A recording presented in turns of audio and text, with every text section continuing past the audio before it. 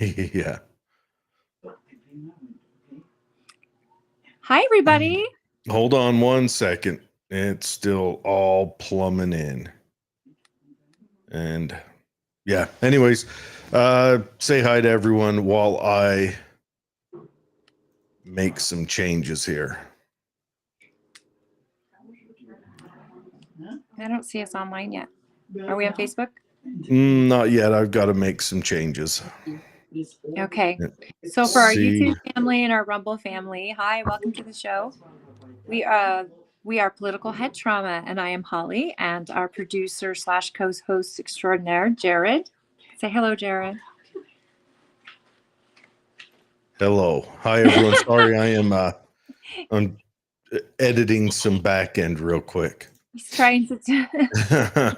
we lost something on our setup, so I'm trying to get that flushed out. But hello, everyone. This show's not going to be as advanced as a lot of our others because we are Holly's traveling right now. I'm in beautiful Colorado, ladies and gentlemen. Got to spend the 4th of July in beautiful Grand Junction, Colorado, with some of my favorite people. And we are just having a great time. And I didn't get back in time for the show, so I'm calling in. And I'm missing you, though, friend. Yeah, We haven't missing you had a too. show together in 3 weeks. I know. Hopefully next week we can do it together before you head out to go and to go to the national convention. And I'm super excited about going to the RNC next week. As you guys know, that I am elected as a national delegate for Donald Trump. And I know not all of you love Donald Trump, but I'm excited for the potential of having him be our nominee headed towards the election. And we're going to Milwaukee, and I'm very excited. So I'll be calling in live for certain parts of that. So please stay tuned. We may go off and on, like at random times. So please subscribe and make sure you hit that notification button so that you can get a notification when we do go live, so that we can participate and talk. And if you have questions while I'm at the convention, and you want me to, if there's certain people there that you want me to go up and say hi to, I can do that live, which will be super fun, I think. I'll probably I get to travel with Senator Lee and Celeste Malloy. And Senator Lee and his wife are both delegates. Our chair, Robert Axon, and his beautiful wife will be on this trip. So a lot of the who's who in Utah is going to be there. And then we get there, and at National Convention, you have everybody. So you'll have probably Jim Jordan. I'll get to see him again. And I'm going to try to get in front of Marjorie Taylor Greene and say hi. So there's going to be, hopefully, I'll even get to meet Donald Trump. I'm going to do my very best. Trust me on that. I'll do whatever I can to make that happen. And if I can go live, it may be something quick. But, a small town girl like me from Tooele County, Utah, is so small. I feel pretty honored to get to represent our county. And be on the big stage. And that's if Donald Trump, who is getting sentenced 3 days before convention, if they don't put him in jail. And I worry that they're going to try something so he can't be at the convention. But don't be alarmed. We can still nominate him if he's in jail or not. I mean, we can still give him the nomination. I believe he'll be choosing his VP probably right before convention, if not during. He's holding out for a long time. And as you know, I want him to hold out for a really long time, just because I think it's important. Happy 4th of July, everybody. I hope you all had a very safe and happy Independence Day. Do you like my shirt? Yes, it's a fantastic shirt. I hope it's not backwards. Is it backwards? Hold on. If you did get the chance to talk to Marjorie Taylor Greene, I think she would be it is backwards, but it says that's how we sift through. That's how we're sifting through our audience to see who can read backwards. But we're getting feedback of me. I would love it if you were able to chat with Marjorie Taylor Greene and maybe get I know the media portrays her like she's a kook, and she is radical, but I don't think she's a kook at all. All the things she's argued for. I think she's as fed up as the rest of the American people are. And I think the beauty of her is that she will tell it like it is, and she'll be very blunt. If she wasn't representing her town and her county, I'm sure she wouldn't have a seat. So obviously she is the voice for her area and has been reelected, because they have to be reelected every 2 years. So she's doing something they like. So I hate to say or ever discount her and her ability to serve her people. We are a representative republic, and that is why we send folks there, right? But I think she's just fed up, and I think she's been kind of framed as the crazy extreme rightist, and I think she's just ran with it because she doesn't give a crap. She knows the American people are angry, and she wants to be a reflection of that in DC. And I'm happy with it. Not everybody is. She rubs people the wrong way, which I get. But I think that most of America is fed up with both sides of the aisle. What? Tell me more about this. I know. Breaking news, everybody. You heard it here first. Well, it's the media. We've lost an understanding of, and both sides have lost their understanding of the idea behind the United States and our elected government and how it's supposed to work in different ways. The Democrats, they seem to think that they send elected officials there to bolster the general government and to make the general government stronger and more involved in your life. And the Republicans used to carry that banner, 20 years ago. But I think it's coming around. The design of, and the reason why I'm closer to the Republicans is they carry this design more. The design of your elected officials is to go there and represent you in what you're willing to allow the government to do. And we've lost respect for, the Democrats have lost respect for that rural people don't want the government to be that much a part of their lives. And so they go there and keep driving for that. And I think Marjorie Taylor Greene is exceptional on that. But she got marked out because her open vocal support for Donald Trump, which is why they immediately went after her, and the media, the fourth wing of the government, they went after her immediately. Chris Stewart, Mike Lee have had open support for Donald Trump, but the media didn't attack them in the same way. And I don't know. They're not attractive ladies, though. Yeah, I don't know if it's because she's a woman. You know what? I think a lot of it has to do with that. You'll notice the two Congress people they went after the hardest was her and Boebert, which is close to where you are. I think Boebert's down by she's just south of Colorado Springs, right? That's where her district is in Colorado. I don't know. The family I'm staying with here, they lived in Alaska a long time. And I mean, they interacted with Sarah Palin and said that what the media did to her just totally did not portray her properly. And she did an excellent job as governor. She's very smart, well-spoken. But you see what the media did to her the second she was a VP candidate. Yeah. It was like, let this go, and let's make a fool out of her, which is what they do, right? Yeah. They protected Kamala Harris so many times, and yet we see any clip of Kamala Harris, even her own party is not a fan of her.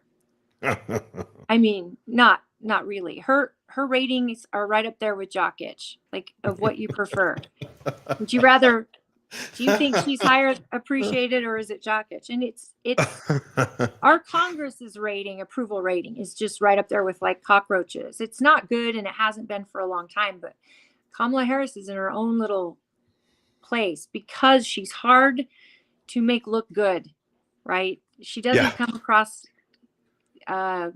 legit or smart. So the media has tried to protect her, Well, whereas they will go after a hit job like Marjorie Taylor Greene, like they did with Sarah Palin.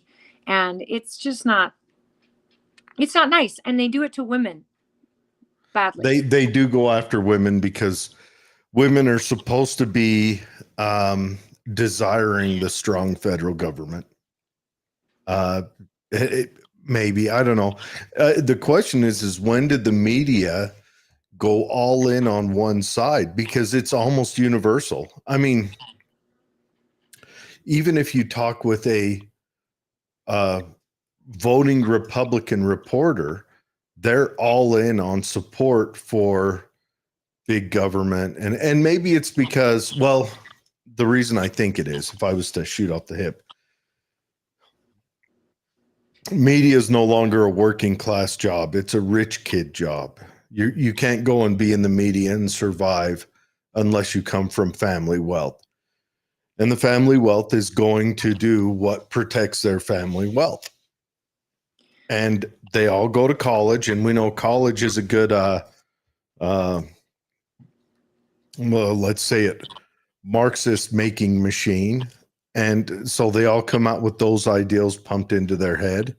It's very rare you meet a college graduate who has any deep thoughts on any of these political questions.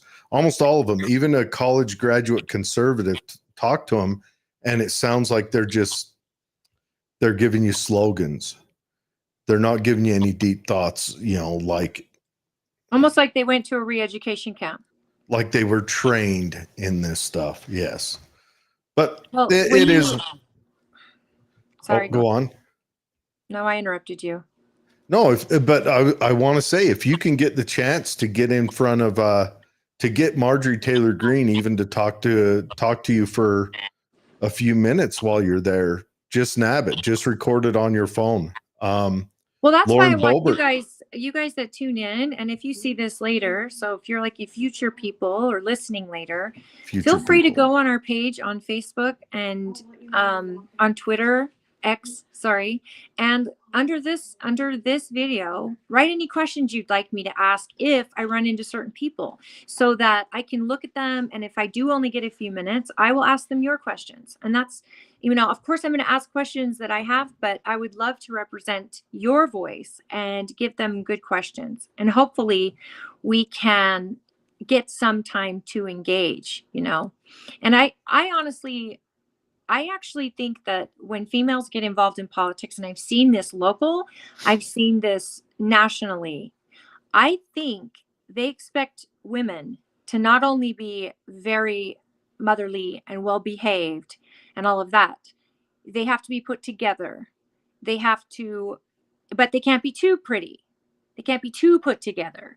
It's very, very strange how women are treated in politics. And then it's always like, shh, the men are talking. Shh, shh. And yes, it's very condescending because women are not allowed to have it all. If you're a woman in politics, they want to know who's watching your children while you're out on the campaign trail. They don't ever ask a man that, never.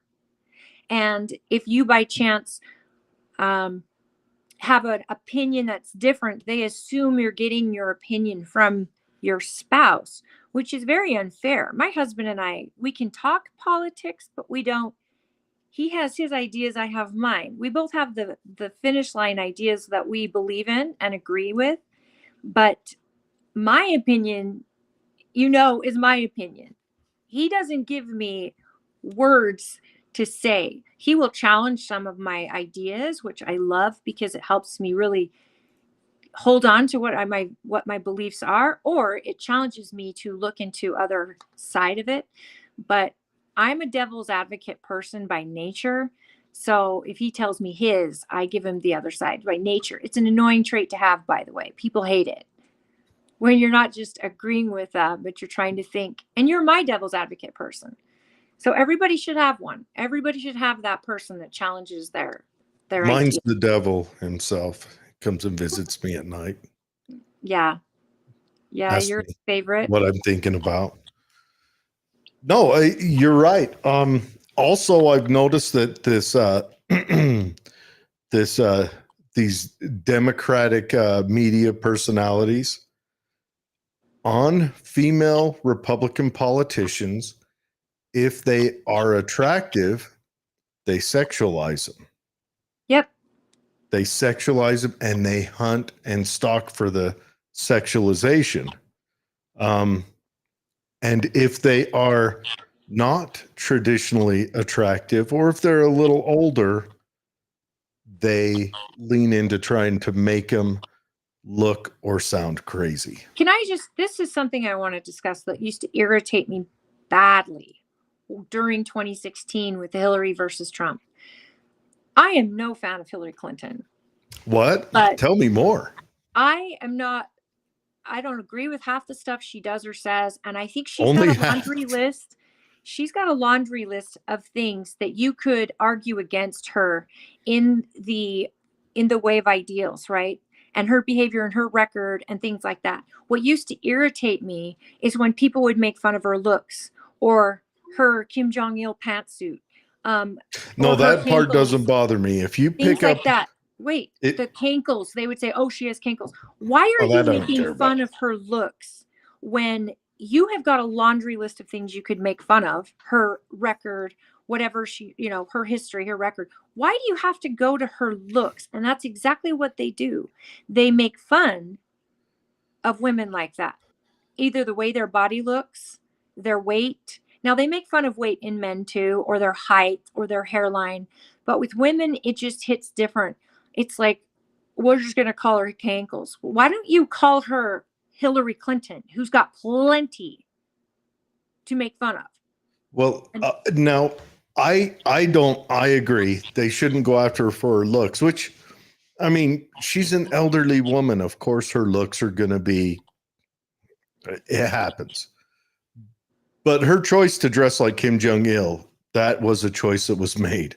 Now, I don't know who was her shopping assistant that went out and said, this looks good. Can we get a Red Star pin? I don't know who it is. Maybe she didn't purchase it herself, but that she chose to wear that. Though, look at just look at first ladies, for example. Mm-hmm. Melania Trump was a supermodel. Mm-hmm. You get Michelle Obama, who's on every cover of every magazine and just blown up, and she's so beautiful, and look what she's wearing, and blah, blah, blah. Then you get Melania Trump, who's a legit model. No covers want her. She'd already been on Vogue enough times as a model. No covers want her. She's wearing beautiful designers. Designers aren't lining up to clothe her like they do other first ladies. And because she's a beautiful woman, it's like they downplay her like she's not smart. The woman is bilingual. She knows 5 languages. She was a business owner. She was brilliantly smart. And yet, because she's pretty and married to Donald Trump, she's the butt of everything. She gets no attention. And yet the woman is a brilliant, beautiful woman. It's because she's married. It's because she's married to Donald Trump. You see the clothing that our current first lady wears? Dr. Jill Biden. Doctor, right. We can call her by her name and title. Yeah, because she worked really hard for that honorary degree, right? Well, right now she should be called elderly abuser Joe Biden. Well, it's disgusting the way that she's parading her husband out there. Look, Joe Biden, as little as I agree with him on his political history, at one time was a magnificent mover and shaker in politics. At one time, he was young and he kind of ran the Senate. I mean, he did a lot of stuff, and most of them bad, but he was there for all of it. Oh yeah, he's been in politics 50 years, and we watched him in the debate talk about what he'd do if he was president, and you're like, hey, newsflash, bro, you are president. You've done none of these things.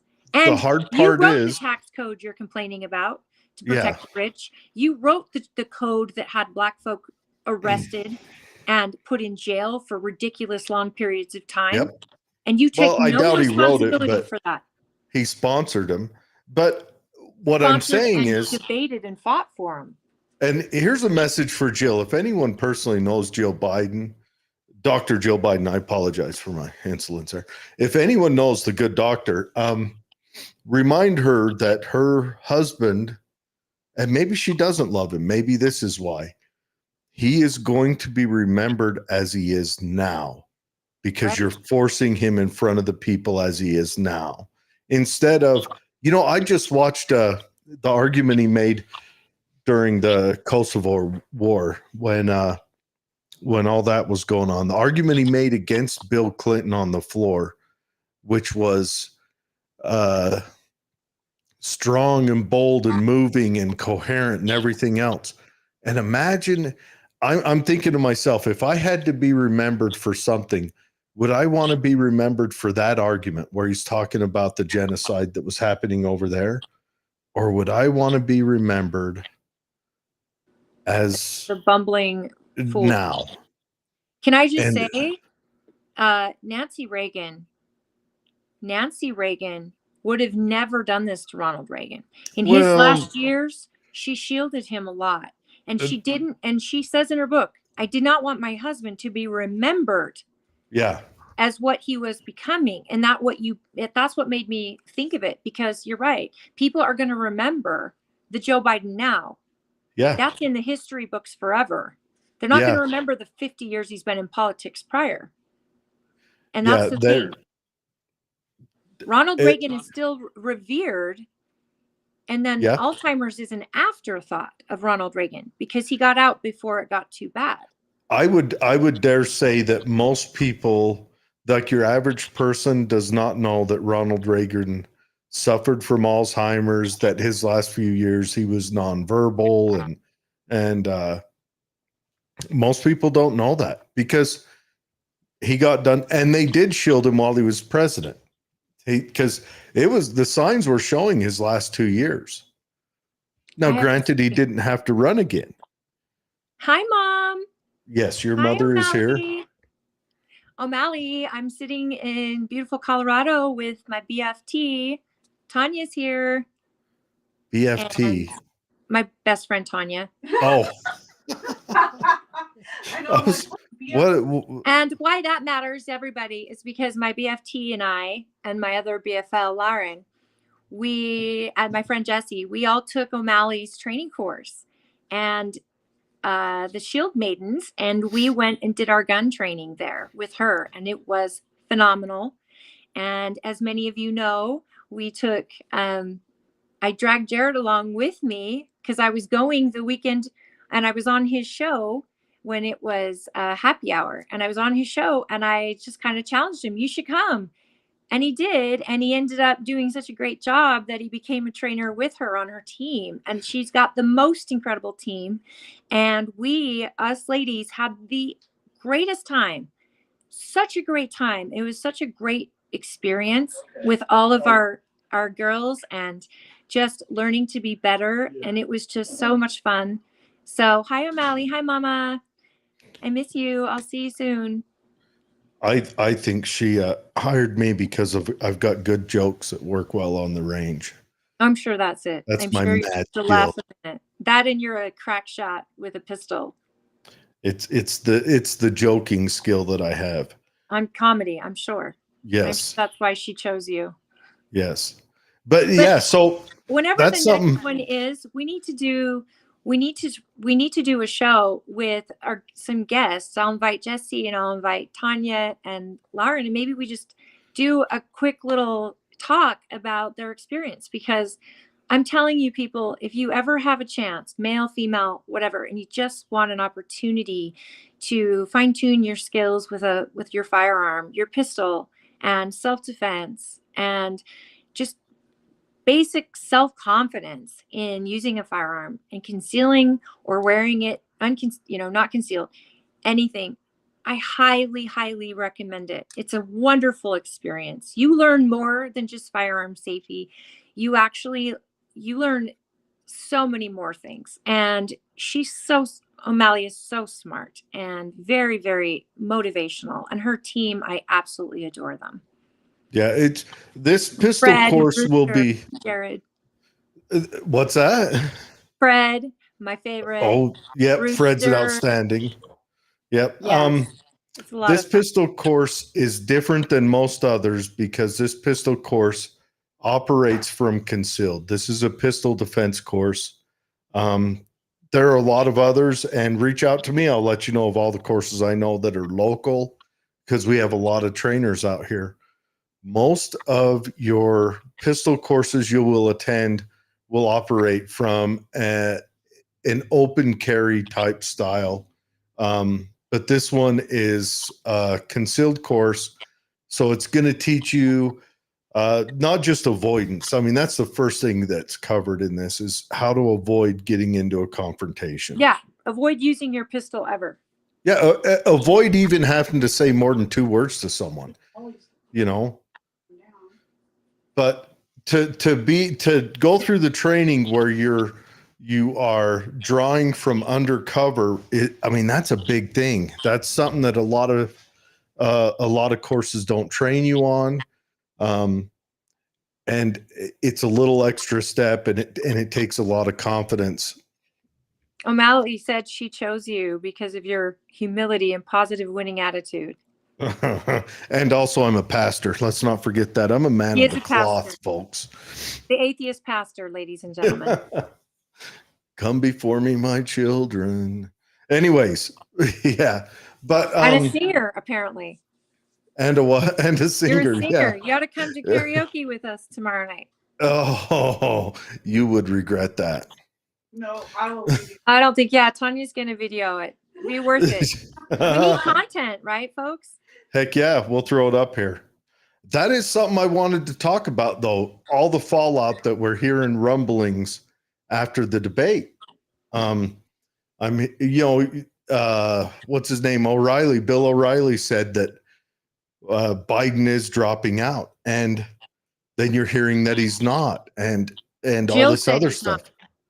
And it's tearing apart kind of the Democrat Party right now. There's this guy on TikTok, Harry Sisson. Harry Sisson, is that his name? I don't know. Whatever it is, he's a young guy. He's paid by the Democrat Party He's the 18-year-old. He might be 18. I don't know. Getting paid by the DNC. There's a whole group of them. And he's all in still. He's all convinced of his paycheck. And that is true. But here's the issue. If he had some long view, I don't think Biden can win. I don't believe any of this crap, Jared. I really don't. I don't trust the DNC not to know exactly what their next step is. Maybe, but I don't know. I think the Democrat Party has been a machine for a while. I believe they started COVID by design. So if you get me out to not believe that, maybe then I'll think any of this is an accident. But I do not think there are accidents in these. I wouldn't disagree, but I wonder if sometimes they get so machine-like that they got out over their skis. You know what I'm saying? And they're not ready for this one, or they weren't prepared. I could believe that if they didn't anticipate that they couldn't tell Joe when it's time to step away. And they probably thought that they'll just tell him, hey, you're going to serve until we tell you you're done. But they didn't count on the fact that his wife really loves being the first lady and his son really needs him to be the president. And they're going to push him, and his ego's not going to step down because he's being he's got other puppet masters besides the DNC. Yeah. And I'm sure the DNC didn't expect him to crash into old age as fast as he has.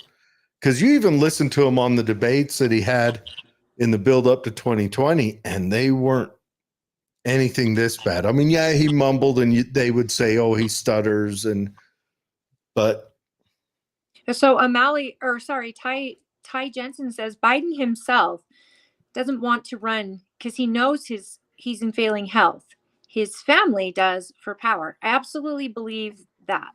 The way that Jill came out after the debate on that stage and said, "Oh, you did so good," and talking to him like a child, and he was just participating. And then Hunter's like, "My father's going to run again." Well, of course, you need your pardon, dipshit. Of course he's going to run again.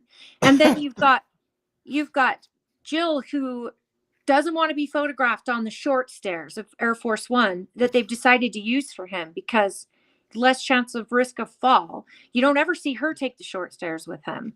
It's like she's enjoying how much attention she's getting, but Biden doesn't know if it's chocolate or Tuesday. So you are the right. problem. And my mom says, makes me wonder how they are including Hunter in meetings he has no business being in. And O'Malley saying, or his enemies won't let him quit. That's another leak that's coming out, is that Biden's war council, whatever, now includes Hunter. Now, I will say that that's one of the accusations, or that's one of the things they said about Trump, is I think Trump brought too many of his children and in-laws in and gave them positions in his cabinet. Because he needed to know who he could trust. I agree. And his children aren't stupid. They're running $1 billion company. I agree, but it has awful optics when you put them front and center. It has bad optics in this day and age. In an elected, now if he was running as a monarch, you would expect something like that. But as an elected official, you just think about that. An elected official, the people spoke to put you in there. So it has bad optics, especially for the left. Just like right now, we have bad optics on Hunter Biden being brought into the Oval Office as a council member. Big difference. Hunter is the criminal. I agree, but the Trump's optics are still the same. You've always got to look at it from the other side. Ty says DNC has Kamala problems, and I agree with this. They can't replace her because she checks the boxes where Newsom and Whitmore plus they don't, and she's the vice president, which is another issue because she was elected. Now, this is absolutely true. Kamala, I think I said this last week, but the smart thing for the DNC to do if they want her out is to go to her and say, "Listen, we don't want you as president. You can't be our nominee. However, you can Article 25 Biden." And because she has to be the one to do it. The VP has to do and question his mental abilities. What that means is you get to assume the role of president for the next 6 months. You'll be the first female Black president in history. There may be an asterisk, but you'll still be the first female Black president. You will retire as the president with the Secret Service protection for life. And you will spend the next 6 months doing nothing. She'll be a lame duck, which helps us. Right? Or she won't be a lame duck. She'll push all she can through till the election. And then you walk away with all of that. That I could see being beneficial to her because she will go down in history as the first woman president. And then she also gets the protection forever. And she goes with honor. If you say they don't have to run her or run against her. But to try to kick her, it's just like their press secretary. Try and fire that terrible press secretary. She's got the trifecta: immigrant, KJP, person of color, and sexual preference is different. So they can't fire her. She's even told them, just try to replace me. You're 100% right. And if the DNC was smart, they'd play this even further, where Kamala Harris would be able to select her vice Yep. president, his She her would interim. endorse. Yep, she would And absolutely endorse her vice president who would run. and as a that's Democrat. where the Democrat Party would have their primary, for lack of a better term, for the presidency office for next year, for the presidency run for the end of this year. They So have till they could, August. yeah, they could get Newsom in there and he could do his stuff. They could look at Newsom. I mean, it's just, who does the Democrat Party have? Because let's face it, the Democrat Party seems to be a little more aged in their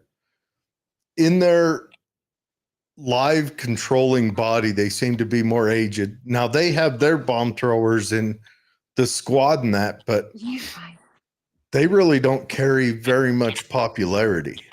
I don't know if they carry enough popularity to win anything, but I don't know. Maybe they do. I mean, Hey, I'm looking at a this. lot of this country has DTS. The Trump, or what is it? Trump derangement syndrome. TDS. TDS. DTDS. A lot of this country does, anyone but Trump. And a lot of these folks who are Democrats are going to go with Robert Kennedy Jr. because of that. If the Democrat Party wanted to kind of fix stuff, maybe you have Robert Kennedy take over as their nominee, and that way they Seriously. keep their Democrats. But they've got he's got an extreme left VP pick. Yes, he does. And he's softened up his views. But honestly, right now, I think if it was between Bobby Kennedy and Trump, I think there's a good chance Bobby Kennedy would win. I don't know. I mean, I think that the Democrats might have ruined him by picking on him as bad as they did and not giving him Secret Service. I mean, I don't know if the Democrats he would probably love the nomination. Oh. And all of that. But I'm not sure they want to give it to him. I think they want to decide who it's going to be. Well, I mean, the Democrat Party already killed at least one Kennedy. So, still questioning on his dad, who that was done by. My mom says Hunter's dad is the cash cow. And Yep. O'Malley says, how many of our reps vote the way they do? So the blackmail on them isn't released. So the choices are riches or utter destruction. And I mean, we know there's probably games played we know there's games played in DC, but I think there's so much involved in DC's game. And I just think that these representatives, I mean, they have to be there. There's got to be term limits and things put in place, which is required for them to choose to vote for it. I know Mike Lee, Rand Paul, Ted Cruz, they've put bills on the floor before, but they don't pass term limit bills. They barely make it to the floor. Yeah.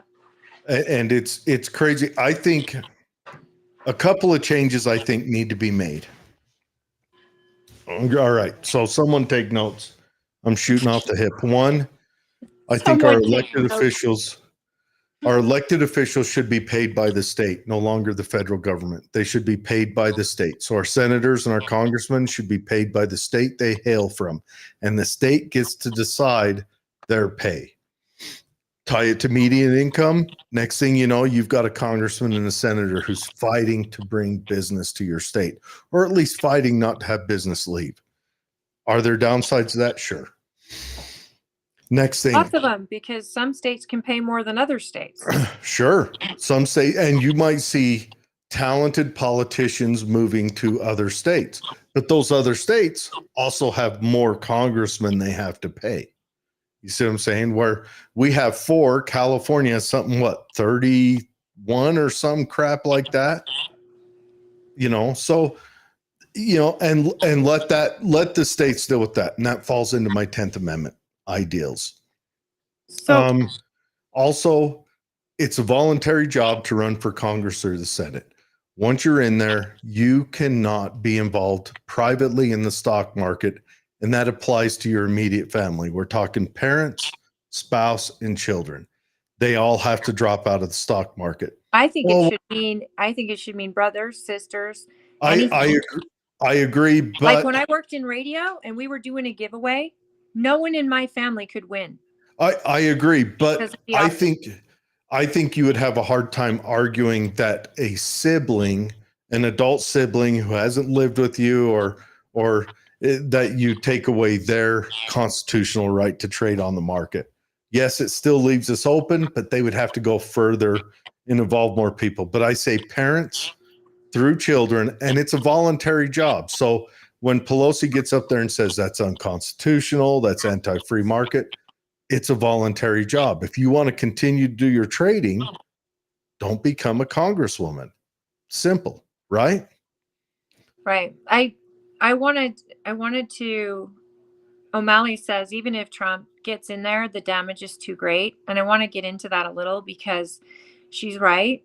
Um, I keep thinking about when Celeste was on the show when we called her out on the votes that she had made, and she was explaining how the votes, and even Jim Jordan, these votes had to be done so that when Trump gets in there, they don't have to start from the drawing board with getting these policies through this time. So he doesn't have to do executive orders like he did last time, so they can handle the purse and prepare him. A lot of this is, and I said that last time, this is the last chance Republicans will have for trust with a lot of people. If he is in there, how they vote and getting policy into law is going to mean everything. If he has to go in, sign executive orders like last time, that's not a representative republic. I think there should be rules now put in place about executive orders because our country did a full 180, when it came to totally the day that Biden came in, he ex-nayed on all of Trump's executive orders, which should have been good policy that was running the country well, and started his own, which causes everybody to just kind of backflip. But it shows you too, the bureaucrats are running things, right? And we need to get rid of executive orders or at least limit them to certain things. Any purse items have to stay in Congress. Any law items, they have to go through the Senate. And instead of right now, Biden is writing executive orders and is constantly being sued because he's going against the Supreme Court. He forgets that we've got 3 government, checks and balances here. Yeah. And he's bypassing the Supreme Court. Yeah, he's making all the calls to the left. He's trying to buy over the extreme left. And we're talking the less than 5% of the population left, the crazy one, like the Title IX stuff. Well, here's an example, something where you say it's gone too far. I just pulled this up, and this is coming from MSN, that all the job gains since 2020. Source. Yeah, but I picked MSN for a reason. It says all the job gains since 2020 has gone to illegal immigrants. So you know how the government gets in there and says, or when Biden's up there, I've made this many new jobs, Yeah, he said 15,000 because he can't do numbers. Well, yeah. All of that. When I said the other day when we talked to the Democrat running down in central Utah, I read off one that said 60% went to illegals. Well, they've actually done the study, and it's some upwards of 90% of all job creation since 2020, and that includes the recovery of jobs, has gone to illegal immigrants. And MSN, the last thing they want to report is that they are a left-wing media. So now I get why you shared them, because this is why I went for MSN. Yeah, I totally, that doesn't surprise me at all. And those jobs went back for less pay, and because they went to illegals.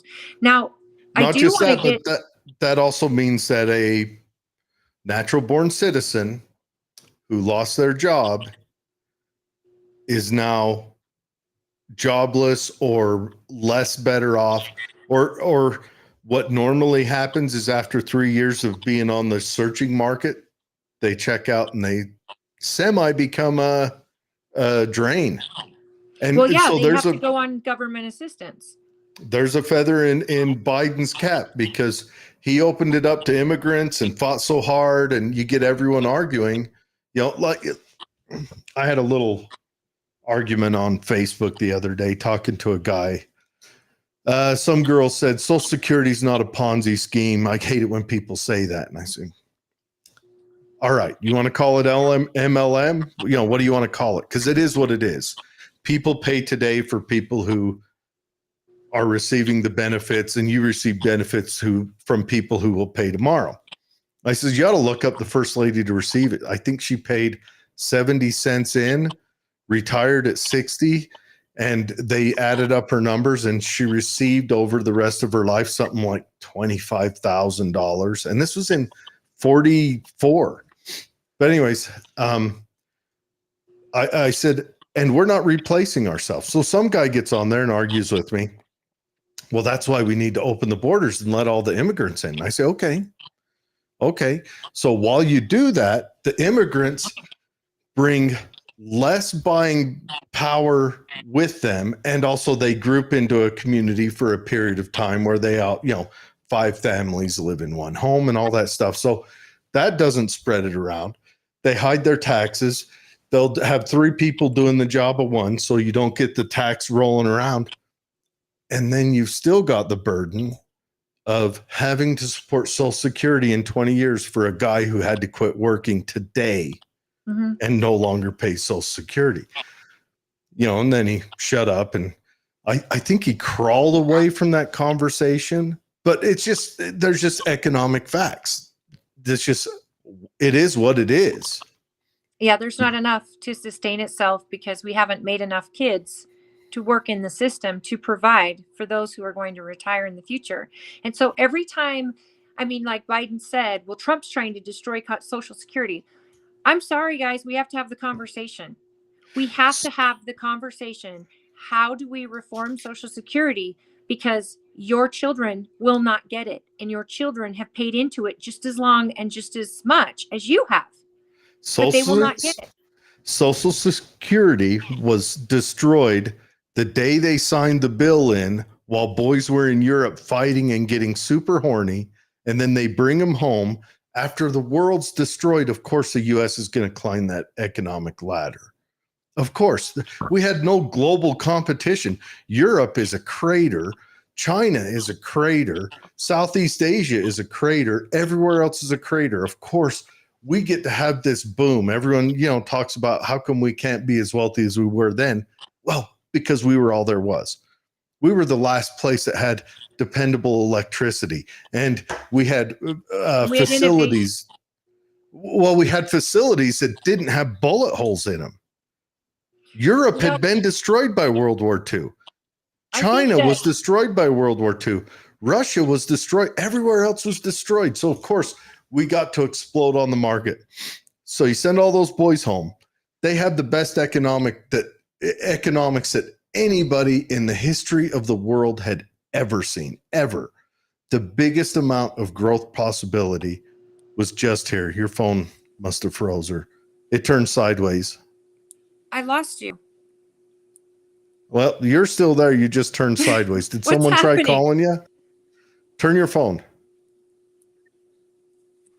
Can you hear me? Yes. Can you see me? Can you hear me? Hop out and sign back in. We'll see if we can. I can't hear you.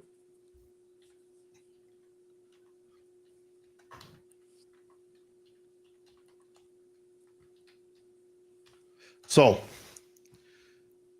Do anyways, I need to go out, come back in?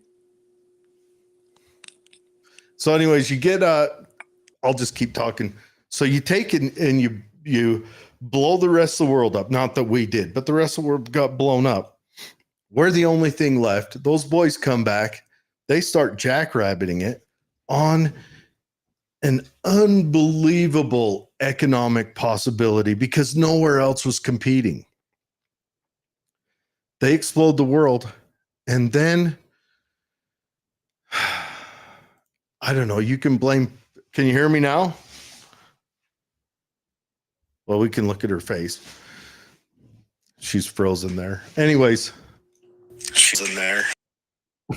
It turns sideways. Your phone is messing with you. But anyways, and then you've got, Vietnam, and a lot of people kind of lose their faith in government, and they become very materialistic. These kids born out of materialism, the boomers born out of materialism, become materialistic and a little bit selfish. And they're the largest population growth, the population boom that of written record, the largest explosion of humanity that we know of. And then we wonder why. Yep, I hear you. Do you hear me? Come on. Your phone hates you. Your phone hates you. Yeah, what?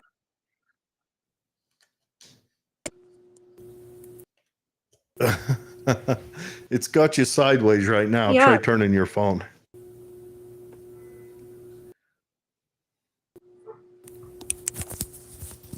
Wish I could turn it for her from my screen. Anyways, so and then that materialistic group, they show up on the world and they want to do peace, love, and rock and roll and not make any kids. And that's, my group, the Gen Xers, because it skips a batch. And then my group are raised like savages by parents who are, you're there. I've still just been chatting. So people have listened to me prattle on. Tilt your phone a little bit. So yeah. Anyways, and then my group, the Gen Xers, we're kind of raised like rabid animals. And so we underperform as well. I mean, let's face it, I didn't replace myself. I only made one kid through my whole life. I think you got to make 2.5 per couple. That you know of. Just kidding, folks. Oh, you're hilarious. Remember, I'm a minister. Right. I'm a man of the cloth. You're a man, all right. Hey, I wanted to bring up a comment that someone. Yeah, we got a lot of comments we should roll through. Ty Jensen says, "What are your thoughts in the Utah governor race with Cox and Lyman saga, and the ongoing Utah CD2 race?" So, with Lyman and Cox, I know they're going over signatures that Cox gathered, and they're trying to check that. I don't know the depths of all of that and the details. So Ty, if you know more, please share. But I can tell you, going through the votes, and Jared and I did this last week, we went through the votes, and rural Utah came out for Lyman. Great. I mean, amazingly. And Cox I don't think he won at the level he thought he would, but he still did, because he got Salt Lake City, he got Davis County, Salt Lake County, and so that put him over. So, didn't he also win Tooele? And I want to say he won Tooele and Garfield County on the rural county side, which I think was his big split, which is he got 2 rural counties. So Lyman didn't perform up here like we thought he was going to. No, I can't say that, because remember, I told you at convention, our delegates were split where it came to Cox and Lyman, and that was a big surprise. Yeah, I'm just talking about the rural-urban split. I'm not saying Cox did right or wrong, or Lyman did right or wrong. What you're not understanding is that I knew at convention the delegates were split, which tells me our county was split, and I kind of figured that it would be very close in our county because we had a lot of support for Cox here. And it was a surprise because the people that were for Lyman were working very, very hard. I've never seen delegates work that hard, knocking on doors and hosting meetings. And Lyman was out here quite a bit. He had a all lot the time. of support.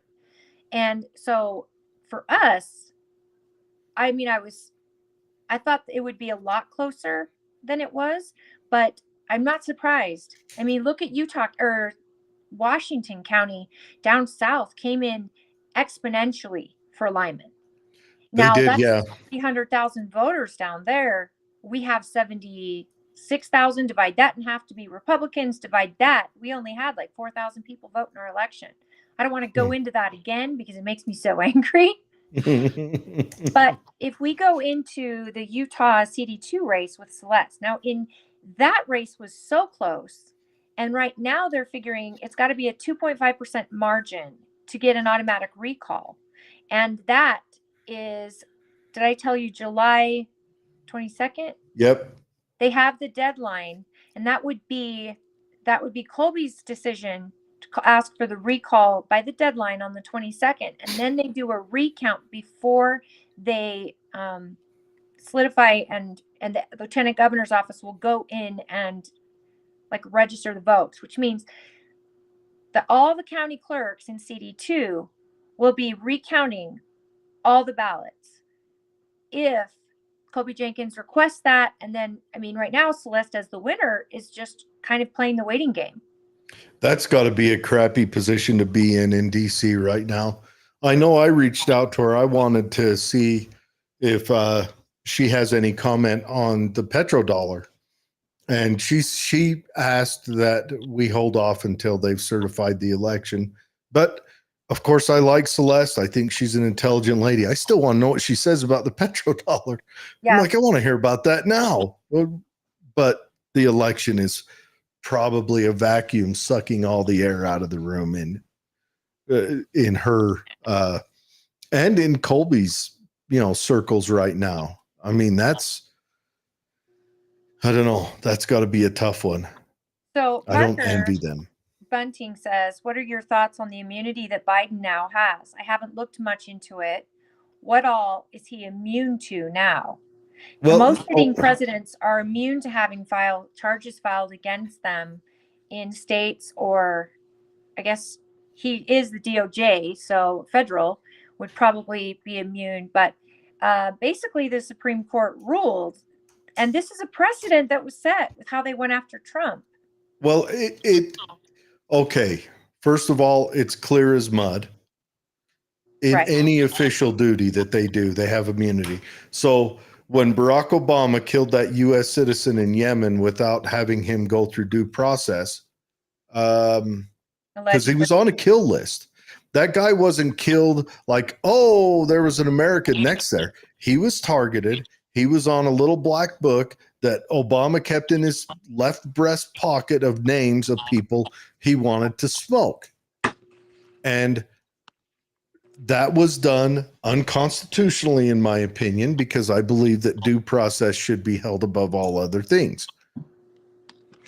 So honestly, I think that declaration was more to protect the office of president past than it is to protect the office of president present. But that's just my opinion, and maybe I carry a little heartburn about that execution. Oh, you don't say. I couldn't. And even though I think had they put that guy on trial, I think he would have been found guilty and maybe sentenced to Gitmo or. Well, what was his crimes? I don't think a lot of people know. Is this the drone killing? So is this the one? Anwar al-Awlaki, I think was his name. Jared. Yes. Is this the drone? Yes. Killing? Okay. Yes, Anwar al-Awlaki. He was a Muslim that when Bush ran his first time, he was Bush's biggest supporter down in New Mexico. He was there or maybe it was New Mexico. It was down by Trinidad, northern New Mexico. He was out there stumping for Bush, which I think it made news because a Muslim was supporting a Republican. But you'd think, conservative would run together, but the world's weird and you can never look at politics like it makes sense. Anyways, he got disillusioned with when we invaded Iraq. And so he went over there. He had a view that a lot of the stuff we were doing was in support of Saudi Arabia and Israel. So he went to Yemen in support of the Houthis in their first invasion and takeover of the Yemenis capital. I forget the name of the place.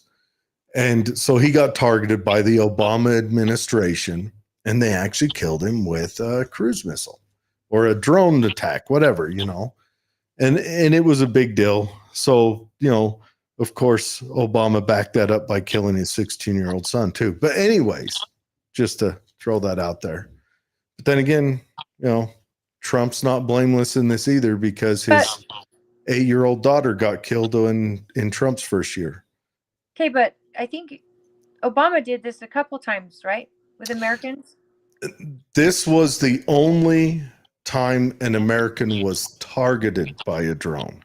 Okay. We had Americans killed on accident purpose by drones as, bystanders, but this was an American citizen that was targeted, which he didn't receive due process. He didn't even get a trial in absentia.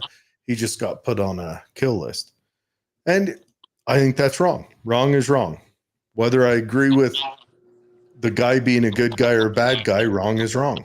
But that situation, Obama would have immunity in as Yes. the president of the United States. Yes. And, that's where, this Supreme Court ruling, I think Biden went out and said, the Supreme Court just ruled that I could have Trump executed or something like that.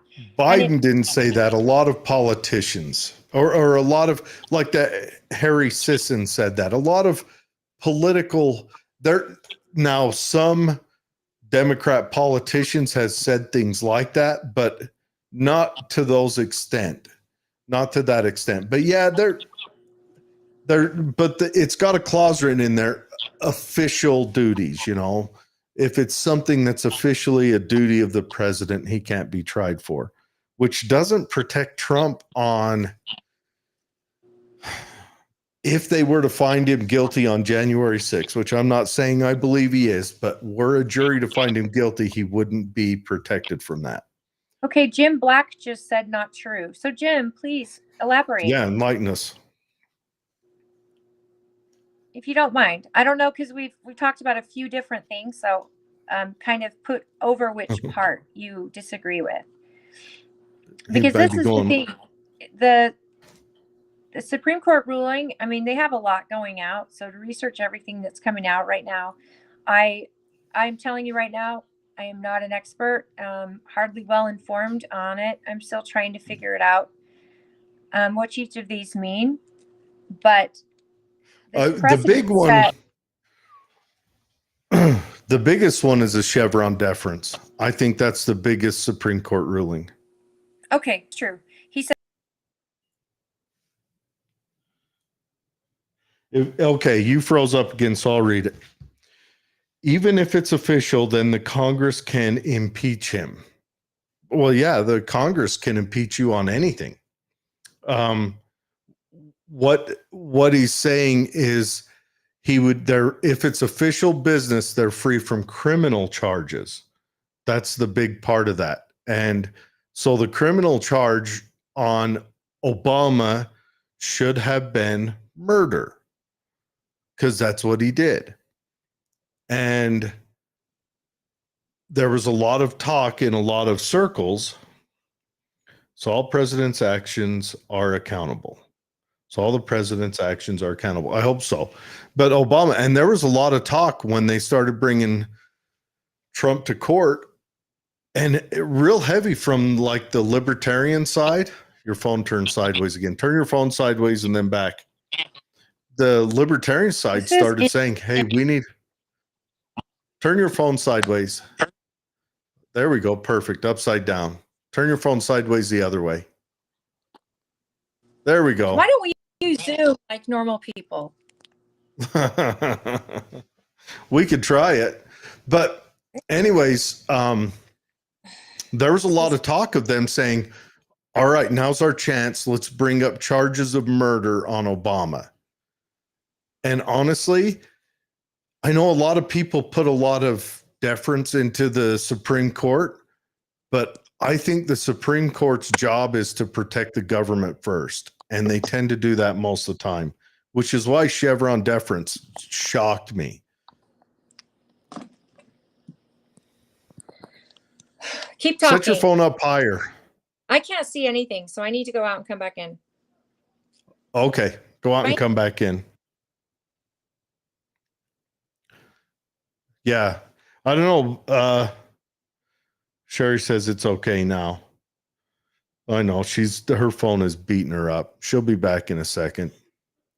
But I don't know. I don't know what to think about it, I guess. I mean, those are just my personal thoughts on it, my read. And it's, I don't know. I like the Chevron deference. It's funny to me how if it comes to the government is opposite of what it says it is at every turn. You've got the Democrat Party argues that they want democracy, but they want unelected bureaucrats canceling out any bit of democracy, because I think the people should have a say how they want their nation to run. Do they want people to, now obviously if they go into extreme harm, then you've got the courts that are supposed to deal with that through tort. Like if you're polluting the stream out behind your house, the people downstream should be able to drag you into court and not just get you to stop, but get you to compensate them for any damages.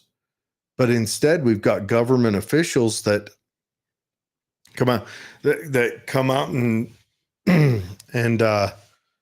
or unelected people who come out and part of the case was there was open sea fishermen had to pay $700 a day for inspectors to make sure they weren't catching a certain type of fish. So that was an extra tax forced on one industry or business. Right or wrong, do you want a government that can just do that? Would you like it, pick your business if you're a hairdresser or whatever else you do.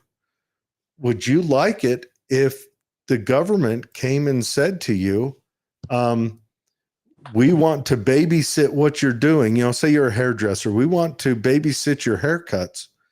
And you have to do that at a cost of, paying this guy's wage and insurance and everything else. So essentially you're forced to hire a compliance employee, and to me, that sounds like a political officer. And I don't think we should run like that.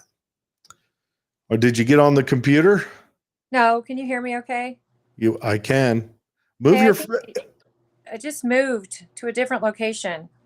Now, can you move your phone a little higher so it's looking straight at you? You are so needy. You'll be happy that I asked you to. I'm trying. Let me try. I know. I just hate this app. I'm just going to say it right now. I'm sorry. We need to fix this operation. We do. We could try Zoom if you want. I can set up a Zoom one. Jim Black says, agreed. We the people, in order to form a more perfect union, we have the laws based on elected officials.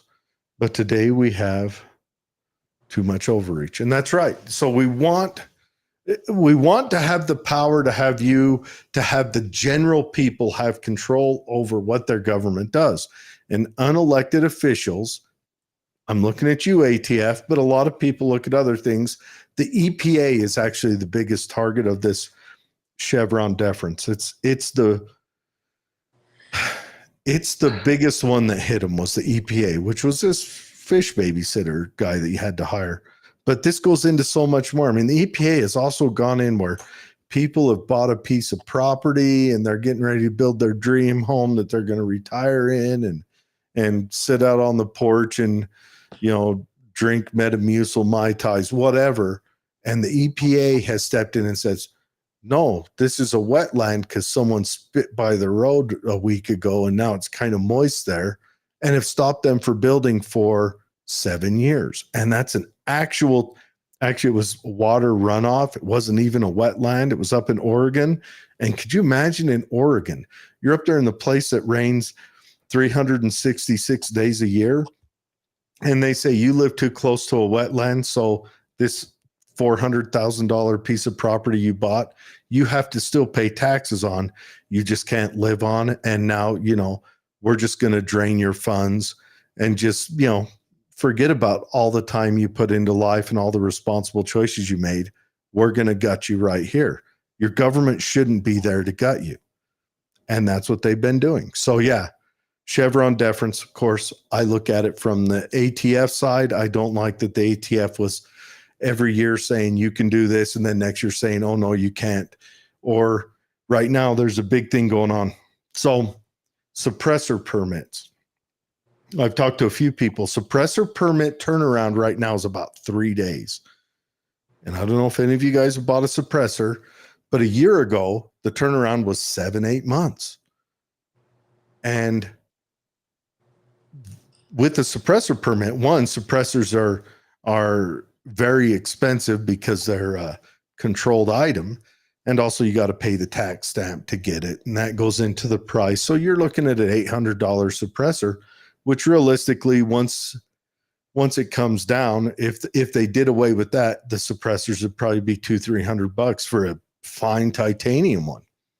When now, I mean, some suppressors are upwards of $3,000 because they're made out of ultralight materials, super strong, whatever. But so the ATF did that SBR thing with the pistol braces, and then that got knocked down. But in order to process all that, I don't know if anyone remembers, but they were trying to get everyone to hurry up and send a picture of your stuff and send us some money, because I think they knew they had overstepped and they were going to get knocked down. They were just trying to, eke some money out of you before they got shut down.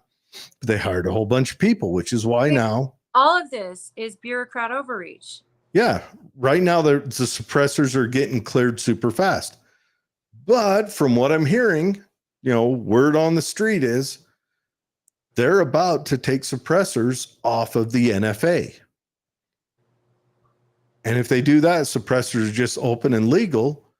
So is that why they're processing them so fast? Because they want to make sure they get your money before it gets made illegal? Is our government just there like a HOA or any of those other, leeches on society that's just trying to suck the money out of you as you try to go about life? They always have been. They always have been.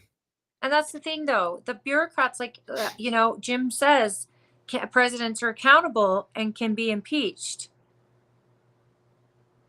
And that's absolutely true. But are you still here? Can you hear me? I'm here. Can Okay. you hear or see? I can see you on my iPad watching you from our Facebook Live feed. The ghetto called. They want their setup back. But when you've got the ability to impeach a president, it's great, but it's all for show when you have a Senate that refuses to bring even any impeachment to the floor, like we have now with Mayorkas. And President Trump, yes, they impeached him twice, but what they impeached him for was exactly what Biden is doing and has done. And it's all political theater. And I think the American people are so sick of it. So should I show my surprise face? Like, what? That's what they do? Yeah. Here's another thing. How do you get around? Of course, the Senate has Democrat control. How do you get around their unwillingness to impeach political people? The Congress, which is Republican controlled, is all in on impeaching him. And the Senate, which is Democrat controlled, is not all in on impeaching him because he's a Democrat. Well, that same Most thing of the happened with Trump. Republicans, what's that? Same thing happened with Trump. Congress impeaches him, Senate doesn't. Also, Senate's the House of Lords. They probably have a little more long-term political mindedness in it. You're giving him way too much credit. I think it is That's why just political theater, and I it's should have whoever said decides probably in a lot charge. slower. It is. It is. It's all BS, which is why I always say 10th Amendment. 10th Amendment is the most important thing every U.S. citizen should be screaming and focusing on right now. 10th Amendment at every turn.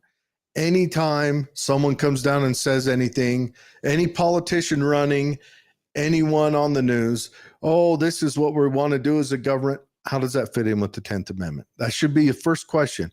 I don't care if it's your mayor says, hey, we want to build this park. Okay, does it break the 10th Amendment? No, it doesn't have anything. Okay, now talk some more. That should be the first question. 10th Amendment should be the priority on everyone, left and right. It should be the priority on their minds. You people who want abortions, 10th Amendment. Okay, and Jared, don't assume everyone knows what the 10th Amendment is. You got to tell the 10th Amendment is the states' rights. The states control sovereignty, and they have the right to make their own laws for their own state. Yeah, if it's not lined out in the Constitution, the federal government can't do it. It's up to the states. That's paraphrased. So everyone should ask that 10th Amendment, and let that be. What if the feds, here's a question. Abortion's a big hot topic all the time with the lefties.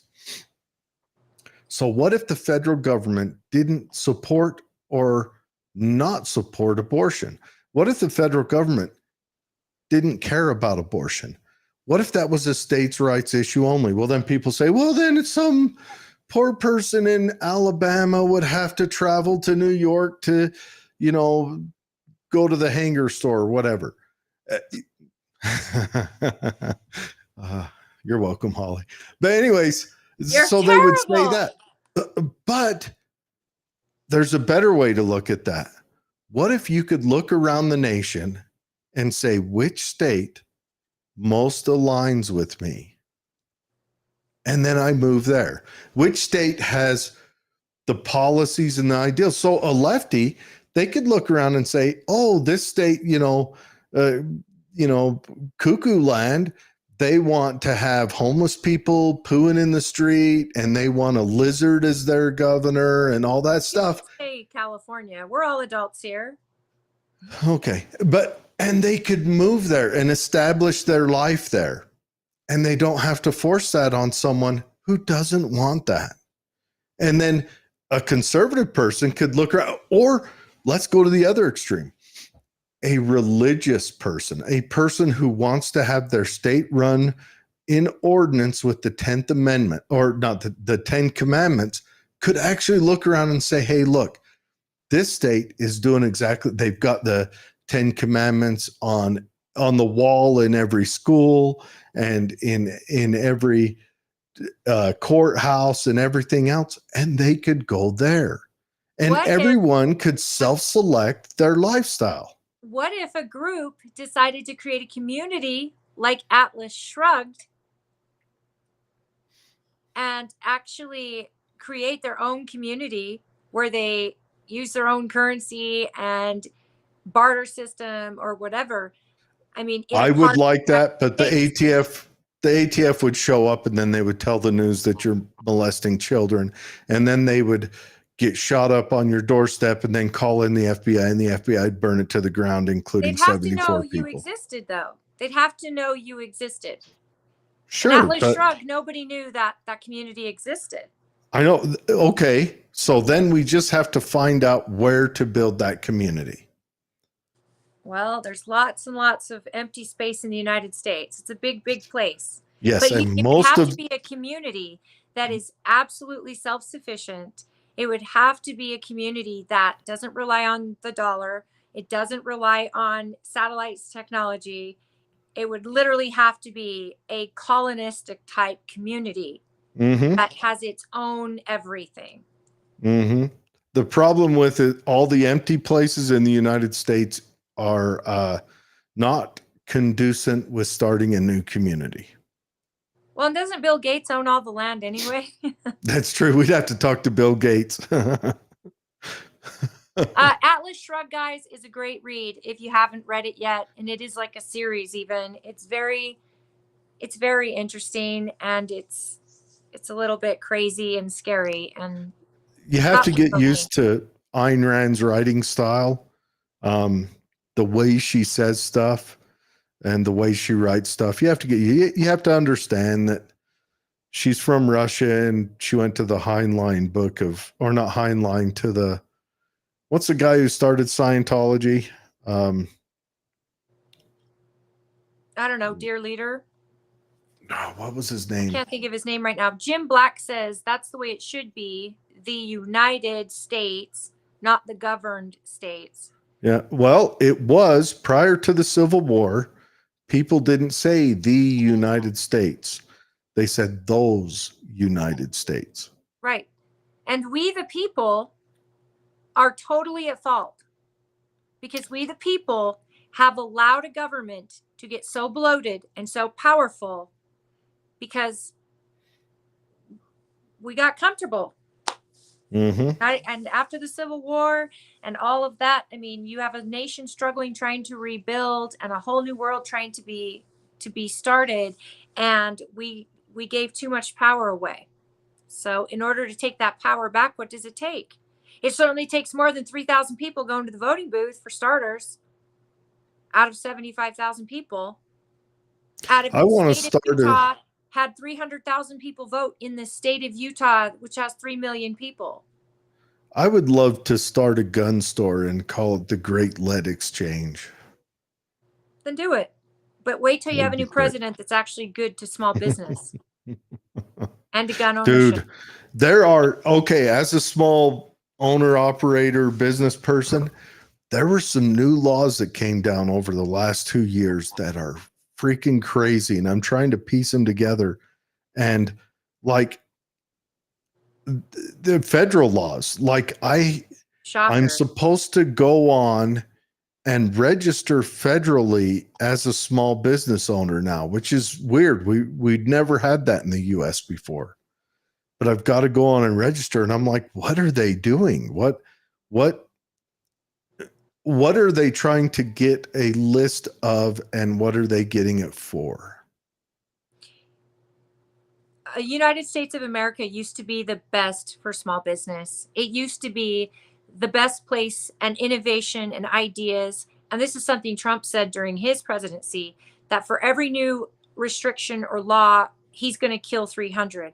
And he was adamant about it. And even Mike Lee, I think that's what really sold Mike Lee on President Trump, because ideology wasn't the same. And he was the locker room talk and all of that. But, you know, Mike Lee is such a stand-up guy. He didn't like Trump's personality or talk, but what he did turn to was policy that was constitutional. And then he started to demand any red tape you had to destroy this amount. If you're going to put in a restriction, you had to destroy this many. And it got to be so great because Mike Lee in his office has a stack of restrictions that he's got encased to show people when they come in what it takes, honestly, to do anything. That's not what the United States was based on. Freedom was first. And that's how innovation grows. That's how technology became so advanced so quickly. And we were the shiny spot on the hill that you had actual freedom. And the difference is just, it's so vast to what we started at. And now I'm having low battery issues on my phone. So now I got to find a place to plug in. Well, how about we just go 15 more minutes and that'll be a 2-hour mark. Well, and I don't mind moving because I really like Jim Black. I don't know if he's new to the show, but I love his commentary. Parker Bunting, Ty Jensen. I'm loving this communication. And I really now we remember Ty was running for Congress. We had Ty on. And I love that Ty is engaging, and Ty is Mhm. very, very smart. And I love this engagement. So I don't want it to stop. And again, I want to know what you guys think about, if you could ask questions to any Republican figure, what would your question be? So that Yeah, next she's when I'm going to the national convention, I'm going to seek these people out on your behalf and for my own behalf. Let's be honest. I have a lot of questions myself, but we have such a smart audience that is highly engaged. And I appreciate you guys so much because, as you know, in our last show, I was so angry at the lack of engagement just in the primary, that it's so nice to know that we have people who are educated, O'Malley, and smart, my mother, that know what's going on, that are willing to get invested, engaged. And I mean, Ty put his own name in to run Mhm. for Congress because he thought he could do a better job. That's exactly how this is all supposed to work, folks. Yes, it is. I think I would ask him a few things. I would ask him like, how are the cabins at Bohemian Grove? What does the Well, inside? What's that? just everybody walk with me. I'm taking you Oh on a yeah, little. we're walking and talking. What does the inside of the Eyes Wide Shut mask smell like? Ew. What other I can't read. questions would I have for You're so gross. politicians? When you drink the goat's blood, is it Goat. coppery? Does it taste like a penny? I thought you were a conspiracy theorist. I thought you thought it was children's. Well, we're talking Republicans. The Democrats eat children. Okay, thank you for that. Make sure. But no, seriously, I would, I mean, I'll be honest, I don't care for either party very well. But I'm way closer aligned with the average Republican. And I appreciate that. Just because the Democrats have gone crazy. Well, what do we do, folks? Like what's our next step here? Like, we're sitting here, Americans, talking about our future, the future of our kids, the future of our country. Like, what do we do? How do we fix it? Because right now it's just more of the same and it's all crap. I don't know. Okay, am I like the idea. Yeah, you look great. Well, now there's a whole hand in the way, but yeah. This is a I weird honestly thing. Next time we got to do a different thing here. We can try Zoom. Yeah, This that's hates fine. me. I gave you a little tripod with a phone holder. Oh, I had a full truck on my way here. I had to take the tripod out, actually, now that you mention it. Yeah. That would have been great. Just set it up on your dash. But I don't know. I like the idea of setting up a community somewhere, but you set it up and the government's going to want a piece of that. Yeah, like so many different situations in the past, like Ruby Ridge or Waco or anything. And the media will tell you, again, wag the dog. The media will tell you the narrative. Yeah. And it's just to protect the government in that narrative. It's just, it's horrible. It's horrible. They're the mouthpiece. Now, that's not to say there hasn't been right-wing communities that weren't evil and obtrusive. Of course, you got Elohim City. That group was pretty rough. You had all of the white supremacists that were robbing banks down in the Bible Belt, robbing banks and killing sheriffs and highway patrolmen. I mean, that was all through the 80s. I remember that. And I remember we talked to Cale Weston. Jared, those aren't this. I mean, those guys weren't building a community who believed in freedom and innovation and all of that. That's not even comparable. No, but the government didn't go after them as a community. They kind of protected those ones. shocking. They went after Waco and Ruby Ridge. I mean, Ruby Ridge is a whole mess from the start. The ATF targeted him so they could get closer to the white supremacists. And they targeted him. FBI's engagement was probably part of that, and making sure that the target was a certain. I mean, I don't even want to get into it. And we're going now. The FBI didn't come into Ruby Ridge until towards the takedown. They got brought in because he missed a court date. Confusion there, and I'm not saying that Randy Weaver's completely innocent on all this, but I am saying that the ATF almost lost half their funding because of it. They were so wrong, which is why they did Waco. They tried to make a big old show of it. The ATF should have been burnt to ashes and spread at sea after Waco, because Waco was the ATF trying to say, hey, look at us, we're important, you really need us, which is why they trumped up all that BS. And then when all that BS was proven wrong, they said, oh, he's a child molester. By the technical term, yeah, I would call him a chomo. But that just reminded me of the Benghazi thing.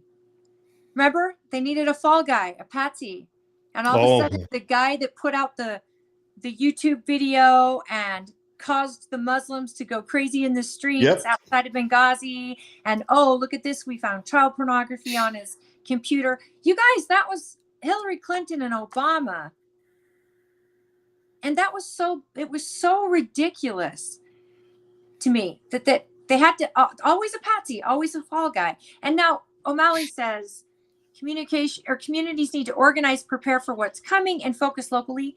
That's so key. That's what you're saying, Jared, is that if communities focused on 10th Amendment and everything became local and all the decisions were made locally, and that you have the opportunity as American to move to somewhere that fits your ideals, and then people engaged locally, they would have far more control over their own life, their own destiny. Yep. What if you had the ability? Here's some spitballing.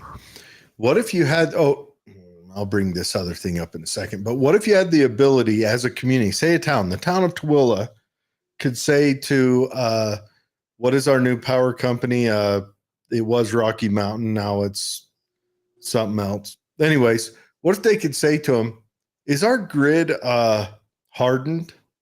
No, it's not. You didn't harden. You don't offer a hardened grid against, solar flare or whatever else. Well, no, we don't. Okay, we're going to find a different power company to go with, or we're going to make our own. But you can't do that because the government has given a monopoly. Monopolies only exist with the government. Monopolies cannot exist outside of government. All of you lefties. I'm so angry after David Pine on our show talking about how much it cost so many years ago to back up our power grid and protect us from an EMP or something like that, $5 billion. And then you think about how much money has already been sent to Ukraine, how much money has already been sent overseas, period, that would have protected Americans at home. Oh, yeah. That they never did. And to do it now, I'm sure it's far more. But now drink this in. For me, it's worth it. Oh, easy. Drink this in. They're sending all that money to Ukraine, and the only outcome is Ukraine is not going to have a healthy young man alive between the ages of probably 16 and 45. They're all going to be gone. It's almost like, if I was a conspiracy theorist, they're massacring Ukrainians for a reason. It's a genocide over there of young men. Right now, they're out on the street and they are collecting young men with Down syndrome and throwing them in uniform and handing them a rifle. Wow. Do you have a story about that? Because you can watch videos of it. Well, I can watch videos of a lot of things. But but they've lost all of their fighting age men. Yep. And the powers that be, many have been arrested in other countries, or they're buying Bugattis. And a Bugatti, to buy one of those, that actually gets listed because there's only so many in the world. And I think the wife of Zelensky just bought a $4 million Bugatti. Interesting, right? Interesting. Why is this not on the list in people's minds to think, wait a minute, you're barely able to buy groceries right now. You're barely able to buy groceries. Or how many of you are taking family vacations that are we're talking camping over maybe Disney World, or if you take a family vacation at all, and the wife of Zelensky is buying a Bugatti that's $4 million, and the government of Ukraine, they're becoming millionaires, folks, because billions of dollars is getting laundered through that country in the name of protecting them from Russia. It's the same as DC. Why is DC the richest area in the United States? Well, technically the second richest, but why is it the richest? Why are we tolerating it? Yeah, it doesn't fit into with provide the general welfare, does it? I mean, Absolutely we could have not. a hardened electric grid. We could have a hardened energy grid, as in natural gas, and we could have golden toilets. Everyone, it'd be great. But no, We instead, could have a secure border. and We could have manufacturing here in the States, manufacturing not only of product, but of medicine. yeah, Has anybody sat back and thought about COVID? And even right now, there are medicines. Now, I know something like Ozempic or something is a weight loss medicine and people are all about it, but it's actually a diabetes medication also. And it's on back order, and many, many drugs are on back order. And why are we not producing these drugs, life-saving drugs, here in the United States? Why are we letting China produce drugs that would take Americans and keep Americans alive? yeah. The This other is question insane. is, what would be worse, to have Russia running Ukraine and us be a secure, prosperous nation, or us being a gutted out nation, but we made sure that Russia didn't run Ukraine? And Biden during the debate kept saying, we need to protect Ukraine because Russia won't stop in Ukraine. They're going to go into Poland and all of that. Well, I believe Putin said he wanted to restore the USSR, right? That's what he's looking for. I don't know if he ever said. He probably wanted to store. Well, okay. So to go into the Russian narrative, I'm thinking of his interview with Tucker Carlson when he was given the history of Russia. And he didn't want to restore the USSR. He wanted to restore Russia, the Rus, because Kiev was the capital of Rus long before the USSR ever existed. But right. If you look at it, you look at for them, I think it's Russia's in a hard place economically, although what we did to them in response to them invading Ukraine helped them out. But anyways, geographically, Russia is probably going to move east until they can find a natural choke point that they can defend. Because right now, Ukraine's a flat land that leads into a flat land in Western Russia. And that's a long memory going back into the Mongols, because, the Mongols were pretty brutal when they took over there for a little while. But yeah, I agree. You know what? Russia might go into Poland, and Russia might continue to go further until Europe decides to defend itself. I don't know. I don't know why we have to be stripped bare of it. I don't know why Ukraine has to lose all of its fighting age men for it. Ukraine is they're going to have to import men or export women. They're going to have to decide which one they're going to do.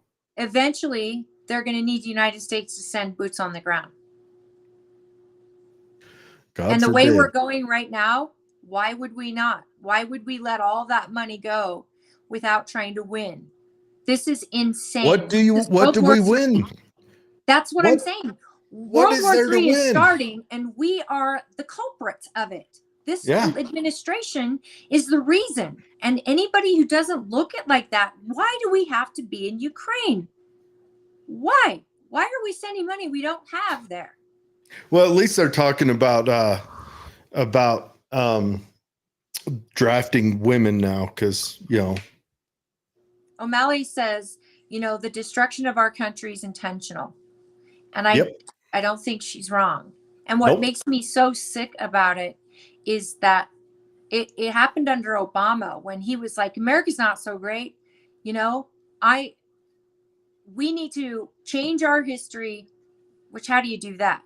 Change our way of life, change our traditions. We need to move forward. What on earth is your end goal so that we can be just as bad as other nations? Maybe What is the point? Well, honestly, I see it as a push for modern day feudalism. That's kind of what I see their goal is. I think they don't care about loss of humanity right now. They're expecting animatronics and AI to step in and take over a lot of the menial jobs the middle class used to provide for them. And then those I guys still can don't become. understand that.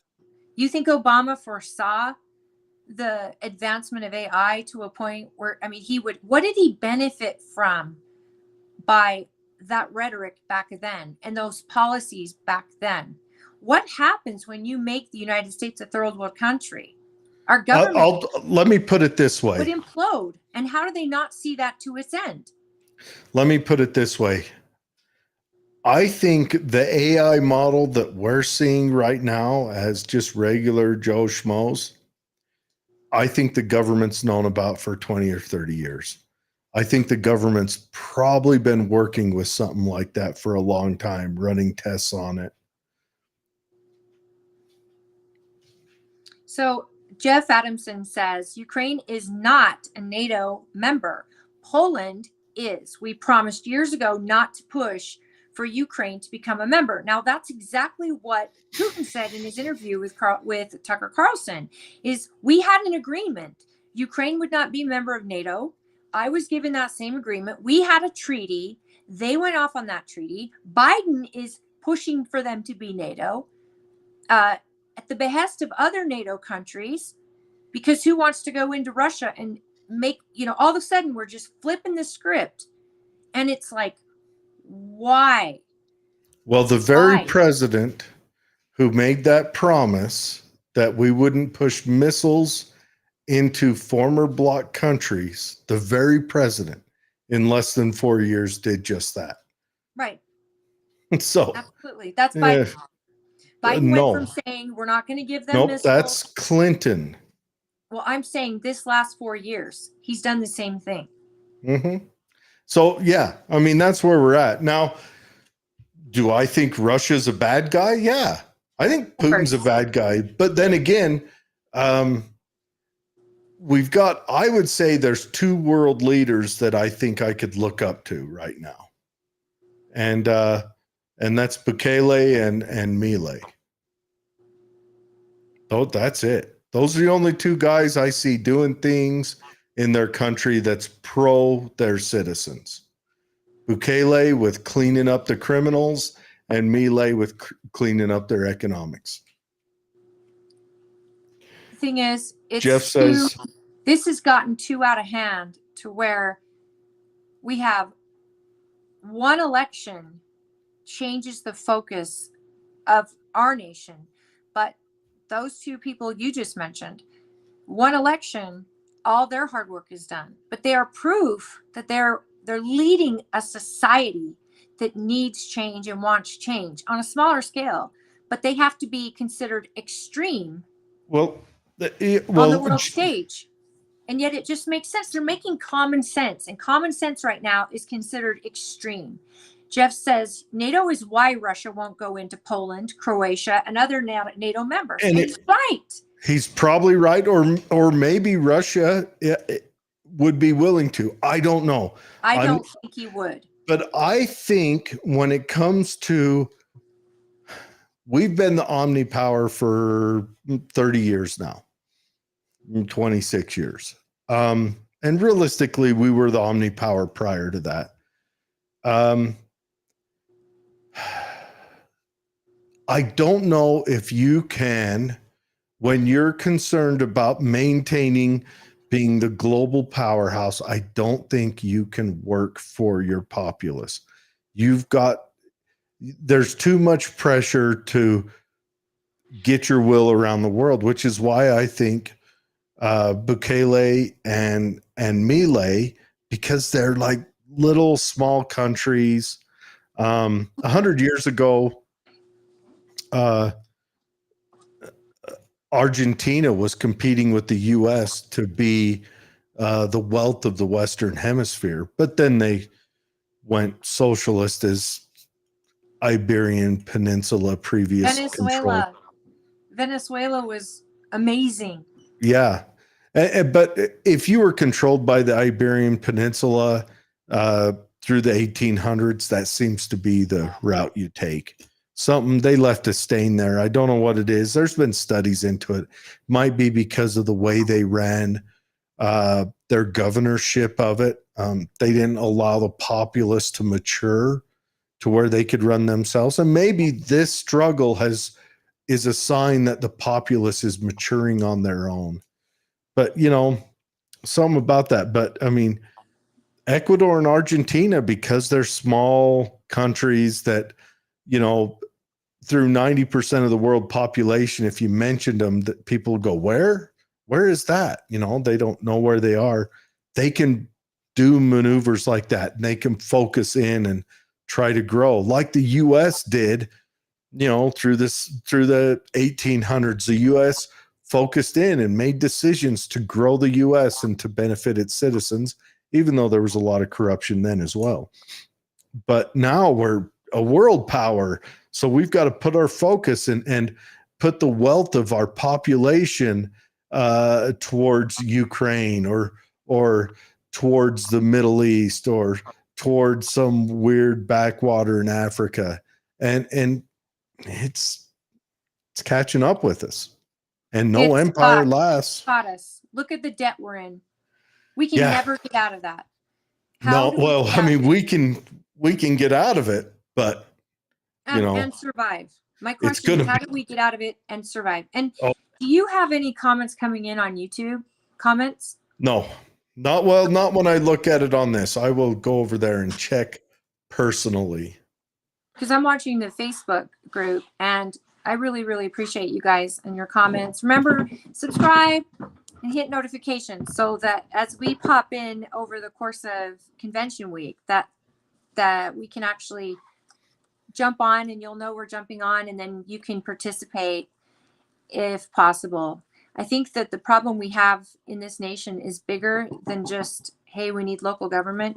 I think we need to, I can't say anything, that would be construed as revolution or anything like that. But I don't know, short of a revolution, how you fix what we have gone, to fix what's broken. We don't throw it what we don't do is give up. Too much blood has been spilled in this nation for this nation and on behalf of freedom of other nations to ever just say, enough, you know what? I'm done.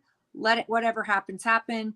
I mean, that type of thinking has gotten us into this place in the first place. It's gotten us into 37 trillion in debt and counting, and being the soldier of the world, and into these needless wars. And then we've got bureaucrats making sure we stay in these wars, and politicians getting rich off of these wars at the expense of your kids, the expense of our future. And the regulations in place are making it so innovation isn't happening. New business isn't happening. I mean, look at your business. You have got a small, great local business that they're throwing on all this red tape over. For what? Well, the state does too. The state. Absolutely, because they see it works. Yeah, the government's getting bloated, and the state is no different. There's a little bit of protectionism, and it'd be cool one day to go through the different small business groups that have been destroyed by the state of Utah. Cox talks about how many jobs were created in his tenure, and I appreciate that. but I want to dive in deeper, just like MSN did with the federal government. I would like someone to dive in deeper. What jobs were created in Utah? How many of those are from COVID, bouncing back from COVID? Are you counting those as new jobs? I know we have a lot of technical jobs and software engineering and, AI stuff, and a lot of new companies were brought to Utah. Don't forget all the OnlyFans models that have boosted up over the last 8 years. Jeff says, stop funding corrupt government. Problem is government will send armed men to collect. Yep. Absolutely. Yep. And the IRS is just like the ATF, is just like the FBI, run by bureaucrats. And the IRS has more power than anything else, because anything you do, you don't give Uncle Sam their share, it's a gun to your head. And literally now, 80,000 new agents armed for tax collecting. Oh, I want to give a shout How is out that not to third world country? I want to give a shout out to Thomas Massey. His wife passed away a week ago. Oh, that's sad. Yeah, it's very sad, and big condolences. But the reason I went there is there have been politicians who have spoken out on the floor. I mean, we've got elected officials spoken out on the floor and had the IRS at their door the next day saying, "Oh, we're thinking we need to audit you because, we're seeing oh, I see what we've got going on here." It's a weapon of the party. You remember when under Obama, when the IRS was going after certain folks? All the 501c3s that were tied to conservatives, they went after all of them. No, here's the sad thing. They wouldn't give them 501c3 status. They did that, but they also went and audited those who already had it. It's a weapon, guys. Yep. Here's the sad thing. And I'm not, okay, this is not a call to do this. This is a fear. What are you painting? That's a good question. Are you painting your fingernails? No, I'm just dusting. Because I'm in such an awkward, I'm not in my space, so I've got to. Anyways. ADD is a real thing. So yes, we look at your house. I'm painting. You'll be here next week. You'll be in studio next week. Yes. We'll sit face to face. But we're looking at, and I'm afraid the only way that we will see this abuse stop will be ugly. And it will be when the average citizen stands up and with force says no. And what I mean by with force is there's going to be a real threat out there. And I have to add, when you say the average citizen that doesn't have that tribe mentality that I am a Democrat or I am a Republican. It's when you stop thinking like that and you think I am an American and we're in this together and we're both victims of our own party and our own government. That is when you have power. That's we are taught to hate each other because of beliefs, and we're all in our tribes, and it's not about tribes anymore. And I'm talking your neighbor Mike, who at the community barbecue never talks politics. He always talks cars. He doesn't concern himself. He might vote, but my neighbor Mike? Yeah. He just doesn't talk politics. He talks about cars or he talks about, hey, I'm trying this new lawn care stuff. How do you like that? Or I just stained my deck, but he doesn't talk politics. He doesn't go, oh, that dang Biden. No, but when he finally stands up and he says, you know what? Might be time that I buy myself an Armalite rifle model. Can you show me what kinds you suggest? What price range? That's when you need to start going, oh, stuff's coming. Jared, what happens if enough people decide to stop paying taxes? Well, the first batch, or they send guys after them. Right. We've got Uh, 80,000, so it's got to be way more than that. there's probably some blood on the ground. Now let me give you these numbers. I doubt the police will or law enforcement will ever storm a a, a home of a non-taxpayer unless they can outnumber that home. And once you cross that threshold to where the overall of the IRS and the FBI and the ATF, because they all join in it together, don't outnumber them by like 2-1, then they'll probably say, hey, let's sit down and have a conversation. And that's probably what will happen.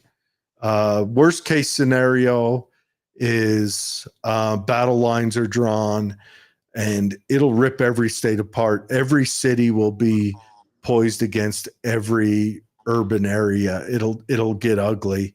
Well, I mean, you're not paying taxes. You're not funding your military. You're not funding. I mean, these things will have consequences. Oh, we live in modern monetary theory. We haven't funded our military in forever. Our taxes, your taxes mean nothing on whether our government spends money.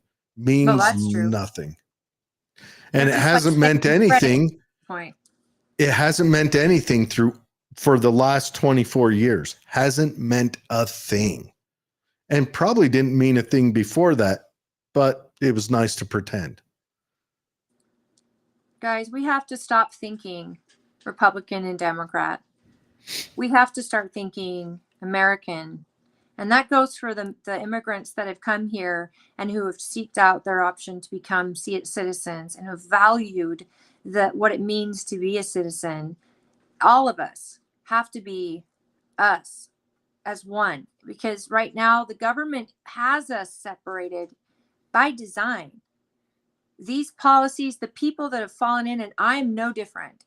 I label myself a Republican. The platform is my ideals, but I also have to be thinking in terms of my values my neighbors are not Republicans, some of them.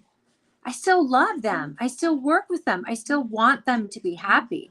And the second they stop seeing me as a Republican and I stop seeing them as a Democrat, now we're more powerful. But it's absolutely the biggest problem we have, and the government loves it. They love it. Norma says they garnish your wages if you don't pay taxes. They seize your home by putting liens against it. Absolutely. Yep. The best individual needs to be elected. I'm We'd love at a that. point where I don't think we can elect ourselves out of this anymore. No, I mean, I see that because the best individual, I mean, you've seen it not in the primary, for example, and I'm not saying I pick a side, but to a lot of the people who were Lyman supporters, including our delegates, and he was our nominee, saw him as the best individual for the job, right? And he was a great individual. He is a great individual. And a lot of us he's a very nice man. Really appreciate what he believed in and what he was willing to do for the state, and his willing to fight for the state and be different than what we currently have. And as our nominee, that's why we chose him. We chose him to represent the party as our nominee. It still doesn't mean, because when you have money in politics and you don't have the power to be an individual party with its own powers, its own rights, and how we choose candidates, we don't have that in the state of Utah. We lost our ability to choose candidates by SB 54. And who did that? Politicians. Who keeps it alive? Politicians. Yeah, how do you get rid of SB 54 when 40% of the politicians are there because of it? Yeah, it requires our Senate to choose to vote it out and be done with it. But they're there because of it. And it's like a circle, a never-ending circle. Yes, that's like the ugly girl at the bar saying beer goggles are bad.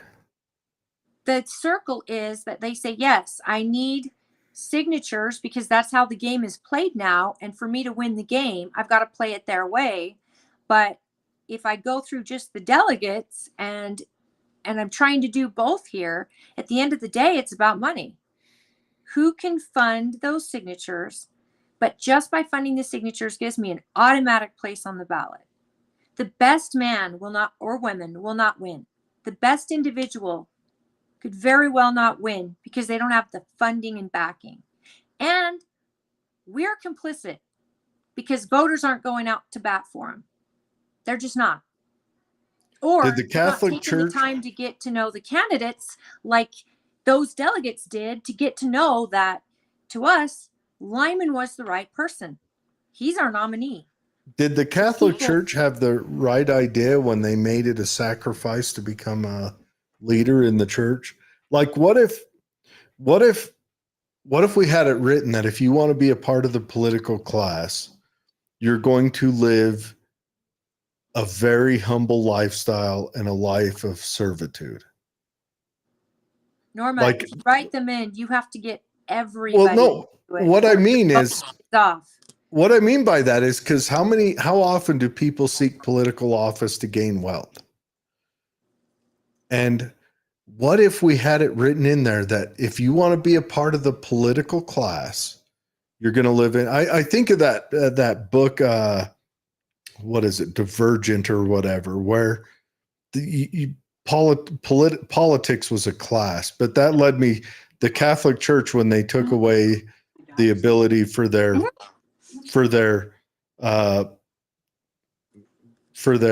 fellow ministers like myself, for their fathers and their cardinals and all that to partake in marriage and reproduction. Eric, it used to be that way. Our politicians When? used to be under the founding fathers. They left their farms, Whenever went and served, went back to their farms. They for didn't get wealthy. for 3 years in 1778.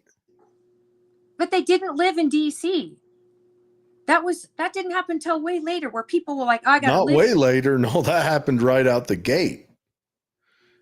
People often ran for political office because they were financially threatened and they got in there to shore up. They did the, if you can't beat them, join them. The whole point is, what I'm trying to say is, how do you change that? That's the question. People get rich right now. It starts with not being able to make deals and invest in stock market on things you're voting on and blah, blah, blah. It's already a crime. It's called What if we insider made trading, it? except What for if we made politicians. it? What if we made it so if you ran for political office, you had to give up all your wealth? It was like joining the military. That have would to give not up- be that's taking your freedom away to serve your fellow man. And you're supposed to be representing a people. You're not representing just the poor. And if they make you poor in order to serve, how does that make sense? No, it's a sacrifice. You're given the ultimate sacrifice. You're out of you're crazy. That's crazy. I know I am. I That know. wouldn't work, because then you're not representing the people you're there to represent, because you sacrificed everything so you could serve your fellow man. Sounds Then it what? sounds like a dream, doesn't it? Then when you get out of office, what do? How do you get your wealth back? You be good while you're in office so you never get out, and then you get Alzheimer's and become the president. I mean, it's a You're just- common thing. That's how we do it. No, they get wealthy while they're in office. Really wealthy. Don't they? Certainly don't give up anything to be in office. Don't they get wealthy while they're in office? They go into Biden's tax office. return, though, he filed with his wife. I think they made $600,000, him and the doctor, in 2022. I think I saw his tax return. And then he claimed so much on charity. Biden. He has so many homes. Do you know how many times he's refinanced his home in Delaware? 23 times. Really? You know why they do that? It's money laundering. Oh, I'm sure. He's refined a house that many times and nobody's thrown up a red flag to that. Keep refining it. And that way you keep throwing money into it, pretending to take it out. And then you pay that off and then you refi it again. It's absolutely this insanity that we're watching, this political theater and this clown show, that if any one of you pulled it, you'd be in prison. I mean, this is absolutely insane. And we are complicit because we're doing nothing about it. And I don't mean we, you and me. We're doing what we think we can. Oh, I know. I'm But our not doing anything governors- about it. Our governors in all 50 states should have something to say about the way our federal government is run, about the federal government overreach into their state. And there's only one or two that's saying a word. And yet, if governors said, nope, no more, buck stops right here in my state. You are not going to bring this in. You're not going to do this. You're not going to do this. Well, then we have a civil war because the federal government will go after that state. But if more states did it and took their power back, because they have it, it's written in the Constitution that they have the power. And we've given it up. Why? Because it's trickle down. Everybody's getting theirs. Everybody's getting theirs. And it's absolutely gross to me. Sorry, I'm getting angry. No, you're right. Jeff I'm not Adamson's disagreeing with you at all. laws and enforcement with high stakes penalties. I think our law enforcement is made up of very, very good men and women who love this country, who love their fellow man, and who have to deal with the worst among us every single day. And a lot of people go from military to law enforcement for those same reasons. They're inherently feel born to serve. And I think that when you empower your law enforcement so they can protect, their people in a way without overpowering their people, of course. The law enforcement folks that I know, and I know many, they believe in guns, free guns, or legal gun ownership, and they believe in freedom first. And their whole job is to protect your freedoms, your liberties, right? The law enforcement I know would be standing beside you against the federal government, not complicit in it taking over your rights. And that's why with states' rights, if they were to take their rights and empower their law enforcement to also protect, and their local militaries, their National Guard, to protect the citizens of Utah from government overreach. I mean, it would take these states to actually say, no, we're done. Federal government, you're out. But what state wants to say no to the federal government's cash while also saying no to the federal government's bureaucrats and their education and the ATF and the FBI? And what state's going to say, yeah, nope, we're done. You're out. You want to work in Utah? You need to work you need permission from our legislature to come into our state. Our sheriffs have to give you permission to come into their counties. I mean, we need a governor that's strong and is willing to say that. We don't have that. We don't. Most states don't, to be fair. Why not? What if we started off by getting rid of the 16th Amendment? You need the 30 something states to do that. But what if we started there? Do we have the votes? Could we even talk about it? I don't know. Change the Constitution? I'm thinking of Dreamland, but the 16th Amendment is direct taxation. That's where the federal government taxes you directly. And then after that, they made it, well, let's take it right out of their paycheck. That way they won't see it, because they knew there'd be a revolution if they kept on that track. But we do away with the 16th Amendment. We make it so that taxes are paid no higher than a state level.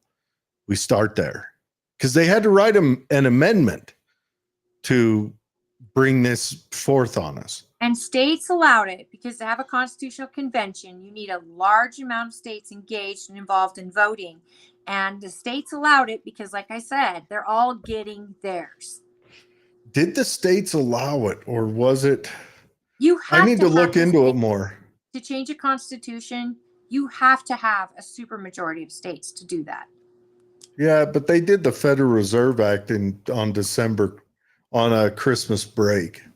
I think they had have to have states there. I mean, no, actually, they didn't have states there. I think they had something like 10% of Congress in when they passed that. No, I'm saying for a constitutional article. Yeah, but for amendment. we just need to eliminate the 16th Amendment, I think, from the start. And then I think I get deeper, like states need to say, okay, we're going to have a robust National Guard and no more of this National Guard, which is specialized in states. Utah's an artillery National Guard. That's our specialization. Idaho's armor. California has infantry. New York has infantry. Trying to think of the ones that I know, but we Who need to has not air? have a specialized National Guard. I think each state or each adornment of population should have a mixed division. So Jeff says a state enforcement agency to hold federal government accountable, not a branch of federal government looking at federal governments. And he's right. How do you That do the that National though? Guard would be a state run, governor run. I mean, the governor is the commander in chief of its National Guard. And if that would be how you do it, and you would have to have a diverse National Guard that could do air, infantry, water, military. What were you saying ours is? Well, of the major combat arms you need in order to complete a military task, you need infantry to hold the land, you need artillery to punish, you need armor or cavalry to take it. So you need those three on the National Guard side. Utah does have special forces here. That's mostly because of the returned missionaries, because we have a high linguistic culture here because of missionaries. But yeah, we need infantry, and I think our closest infantry is California, but we need to have mixed National Guards, and they broke that apart. They took Government would ever do that. They did that by design, so that you need all of us. almost Instead like of they one knew what state. they were doing. Yes, if one Almost state like this fully was able- planned. And I'm with Jeff on this. Like, you can't have the federal government babysitting the federal government. That's why we don't have term limits. Really? That's why we don't have SB 54 gone in our state. That's because when you have the person who it affects them the most deciding the fate of their own job and their own ability to have power or money or whatever it is, clout, nothing changes. You don't have It's the almost- inmates making decisions for inmates. It's almost like you will eat the bugs and be happy. Oh, that's the plan of our UN. That's the plan. I don't know, folks. I think every week we talk about how bad it is, and we try to figure out how do we fix it without getting flagged as an extremist. I mean, why does it have to be an extremist view to say we're done with the federal government?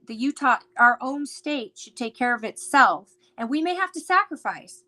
We may have to homeschool our kids, or we may have to put direct money into teacher salaries in form of tax or in a form of some to get rid of just the Department of Education, for example. Our seniors may have to be funded by the folks of Utah rather than the federal government if we decide that Social Security isn't going to make it anymore and we're not going to take their money anymore. Medicaid may have to be out of it, and our local churches and charities have to fund Medicaid. But do you imagine what changes in an innovative country like the United States when you do something like that? If you said, you know what, federal government is out of our insurance and regulations with insurance is over.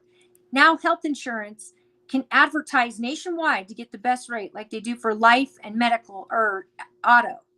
Now there's none of this state line crap. You want to sell insurance in Utah, you better have packages ready, because Utahns can buy from anywhere in the nation or world, for that matter, for their health insurance coverage. And as long as hospitals are on board with it, think of how different prices in healthcare would go. Just think about it. Why can you get cheap auto insurance by going to Progressive and going to these places that can shop auto insurance value for you, and you can find the best price? Or life insurance, you can find the best price, but not medical. You got to go to Obamacare to get medical insurance, and even then, it's not the best price. It's insane. And we set this up to be totally against the regular citizen. You can't walk into a hospital and see a list of procedures. Hi, you need your gallbladder out. Okay. What do you guys charge for that? Well, it just depends. What kind of insurance do you have? I'm sorry? You either charge an amount for it or you don't. Tell me what it costs before insurance. When I go into the pharmacy, tell me what drugs cost. Put it on the menu. Oh, I need to get penicillin today or amoxicillin today, and it costs $200. Okay, it's $200. Well, that's why I have this insurance, which covers amoxicillin completely. But at least I know what it's charged right out of the gate. It's not dependent on what insurance I have. This is insane. And we are living this every single day. And we are just so beat down that we have just tolerated it. I agree 100%. Rooster on Rumble says Rooster on Rumble says he's asking about guns. Is that Tooele or the entire state and the other 49 states? Tooele has the most guns per capita than any other of the 50 states. Tooele is a very gun-friendly county. Rooster.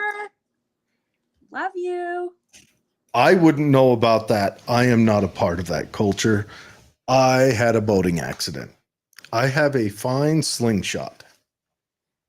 Absolutely. Tooele County is a very, very gun-friendly county.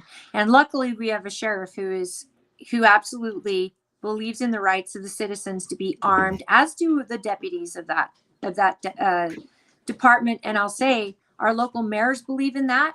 And that's local government for you. That could change in an instant, folks. Tooele County is the fastest growing county right now in the state. And who's moving in there? And what values and ideals do those folks have? Because local government. What breed of bear is on the flag that they worship? Honestly, Norma says we seniors paid for this for almost 50 years. It's not an entitlement. And Norma, nobody on this channel is calling Social Security an entitlement. No. What we're calling it is it's not going to last, because all of us are paying into it. But people like Jared and I will never see dollars from Social Security. We didn't make enough kids to replenish it. Right. There's not enough money going into it, which means it's got a timeline. And the second our government started borrowing from Social Security is the second Social Security got a deadline.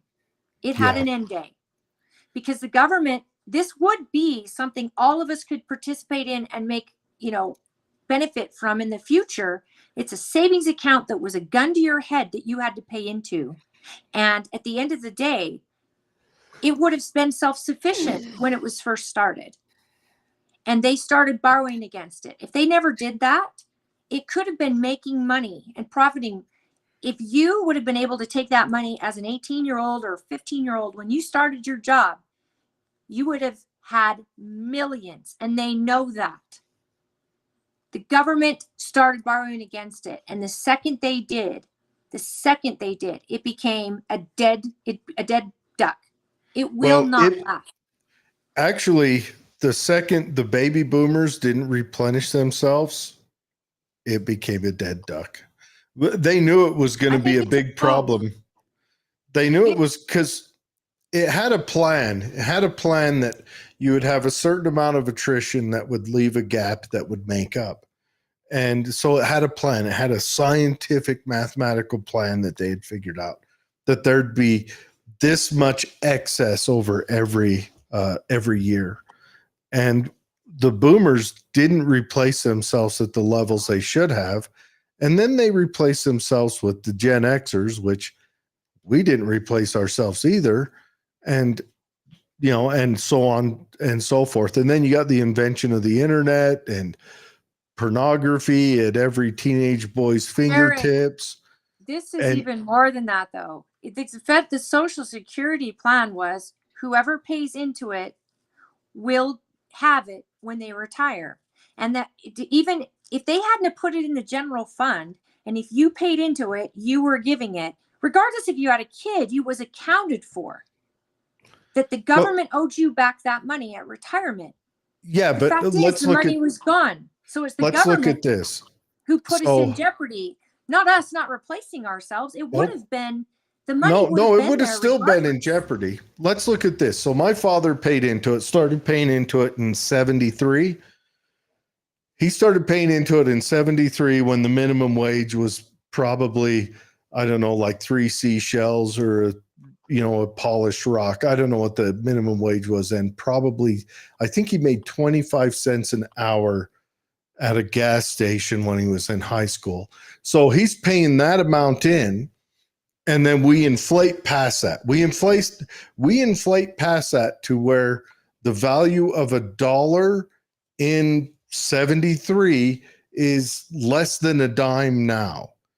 And then they expect that money that was put in on that value to match up with the inflation if they paid out. So the minute the Federal Reserve Act was signed, they really had no chance of this being a survivable thing. The fact that it lasted 70 years, 80 years is shocking, because when I was a kid, they were arguing about Social Security not being functional. Okay. When Norma says now they're discussing taking our retirements, Norma, my parents are in the same boat. They've worked their entire lives and they did everything right. They invested outside of Social Security, but they invested. My stepfather retired from a long-term job that, he gave 30 years to. He was in the military to boot. And so he did everything right. And the Social Security is constantly something that people worry about, and they're living on what they've allotted themselves now to live on and what they had planned. So they're not stupid people, very, very smart in how their retirement would be. The problem now is, of course, the government has to discuss Social Security. They have to discuss it, and one of the parties has to be the big boy at the table to come there and go, look, it's not sustainable. We're going to have all these people who cannot afford to live, and the government can't afford to support them because it's going to be gone. And you Gen Xers are not going to have it. Millennials, forget about it, but we still need your money to support the elderly we have now on it, because we spent their money already. The discussion has to happen, but the government has to make people whole, in my opinion. They have I agree. to make people whole. So if you paid into it your entire life, they sure as hell better have a plan in place that makes you whole. Because people like my parents who did everything right, they're not asking for a handout, certainly not an entitlement. The problem is they paid far more into it than they're seeing back. And my generation has paid into it as long as we've been in the workforce, which for me, it was 13. I paid into it, and now it's not going to be there for me.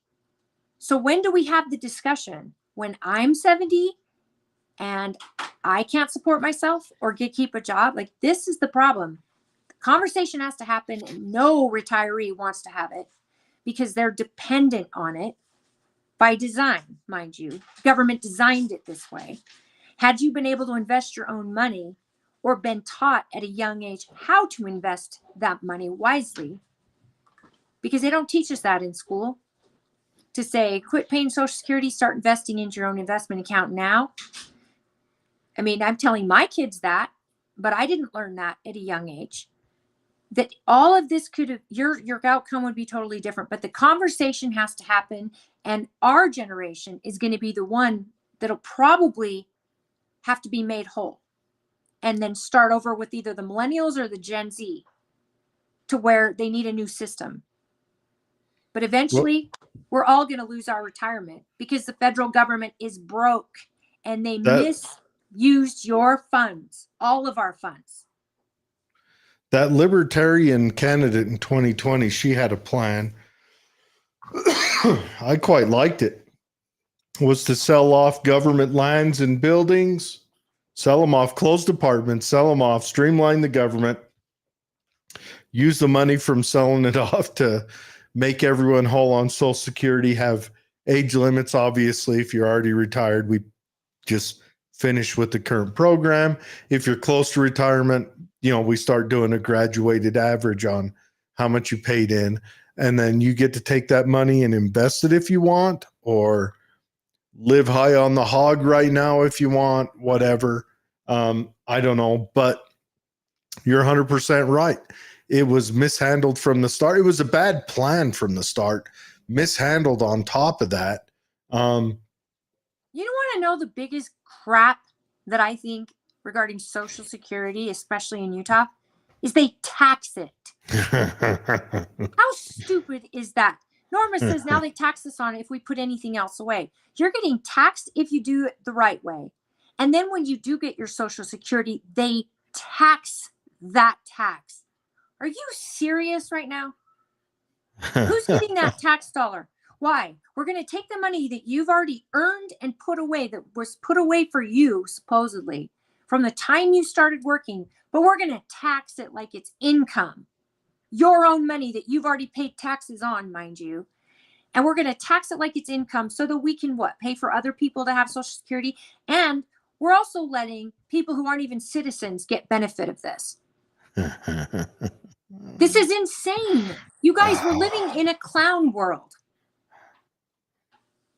And our seniors, you know what our seniors are that our young people are not? They're highly engaged politically, and they vote. And this is still happening. This is still happening. And our seniors are running this country still. I mean, look at our candidates for president. They're still running the country. And these are the people that wrote this code. And they are not doing anything for their peers. Our seniors are going to be in so much, they're already going into debt. Are you telling me the people who are wealthy in Washington, D.C. aren't standing up for the people who are poor in their same age group? Shocked. And I'm not even talking about our poor. Our seniors, my parents, you would never say my parents are poor. The government is making them poor. They did everything right. Everything right. Now do Smart, property taxes. Investments, everything. The government is making them poor. Now do property taxes. The fact that you don't own the property you purchased. Tell me about that in this free never country. Own it. You never own it. Go to a state, and why does our governor not fight for Utahns to own the very property that they purchase? Because, well, who's going to fund the schools? Oh, I don't know. How about my state taxes fund the schools? How about that? How about you get out of my school business and let our local city taxes fund the schools? Imagine how great our education would get if you were paying just your city tax to go to your schools, and your state tax paid for roads, interstates, things like that. Right now, Federal we need government, David. You only paid a small tax to them to keep our military going like it should. But all the programs, Social Security and Medicare and welfare, all of those were state programs. Imagine it. Oh, and your property taxes didn't exist. So that if you did need to have a nest egg for when you're a senior, you could sell that home and absolutely, or keep it and live in it and just pay the utilities of it, but you own it. And it's your nest egg to sell if you need help as a senior in your living. You could sell it and downsize somewhere else, and all of it is yours. That you couldn't lose it just by missing a tax day. This is an insane world we're living in. Rooster says he loves you back, Holly. Says Tooele is also the top dog per capita per all counties in Utah. I love the police of Tooele and Grantsville, but they have their hands full. Every major highway, north to south, east to west, comes through.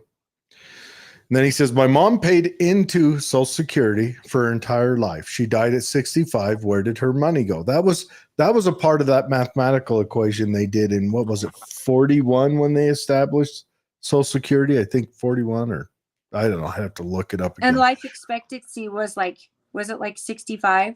Yeah, no, back then it was in the 70s. But then he says, my father died at 73. Where did his Social Security money go? Plan on you dying, and no F's about any of us. And it's true. It was, I've since changed. I've softened on FDR and the things that he did and why he did them. I used to call him tyrannical. Now I recognize he's soft tyranny.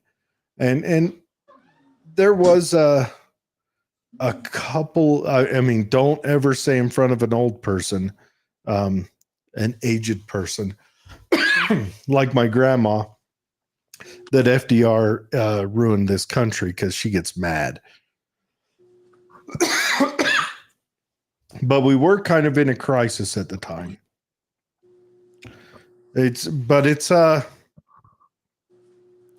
I've softened. He still set us up to no longer be a free country. I mean, no, that he absolutely him and Calvin. He also set us up so that you were dependent on the government. He made people dependent, and he destroyed the black families, destroyed them. And he gave people, and the black family was the tightest family, the strongest family unit, some of the greatest families, and just the dynamic of them and the taking care of each other and the growth. And well, he didn't destroy the black family. He brought them to the government teat. It was Johnson that destroyed them. Johnson destroyed him. Johnson, with his Great Society, that plan destroyed him. Absolutely, but he needed FDR's little plan first. Yeah. Oh, yeah. He couldn't have done it without it. And that's the problem. No politicians allowed over the age of 70 from Norma. No paying any retirement for them. 70 is not as old as people think it is. We are a society. It's a good start. I mean, 70 is still, to me, maybe it's because it's not that far away, but it's not like it used to be. And 70 people who are 70 years old, some really need to work. Some can work. But the fact that they need to is horrendous to me. Because they've worked 50 years in the system, done what they're supposed to do, and they've got to live now on whatever the government deems fit. I want senior citizens in Washington. I think they are valuable and they can add perspective, and they have a lot of people in this country that they understand, if they're not corrupt, of course. If they're talking about you, Nadler. It's disgusting. And not everyone's a millionaire, but you know what? A lot of our 70-year-olds could have been millionaires had they invest their money properly, and the government didn't have a gun to their head from the time they became in the working class. And the government didn't mess with the value of the dollar or start taxing everything the way they did. I mean, this, at no fault of theirs, our government's bad decisions have caused our stock market to crash. And different things like that the people who are doing everything right lose everything because the stock market takes a dump. There's so many things wrong right now. I do think we need senior citizens in DC because they do offer a perspective of a large part of our community, just like I think we need 20-somethings in DC.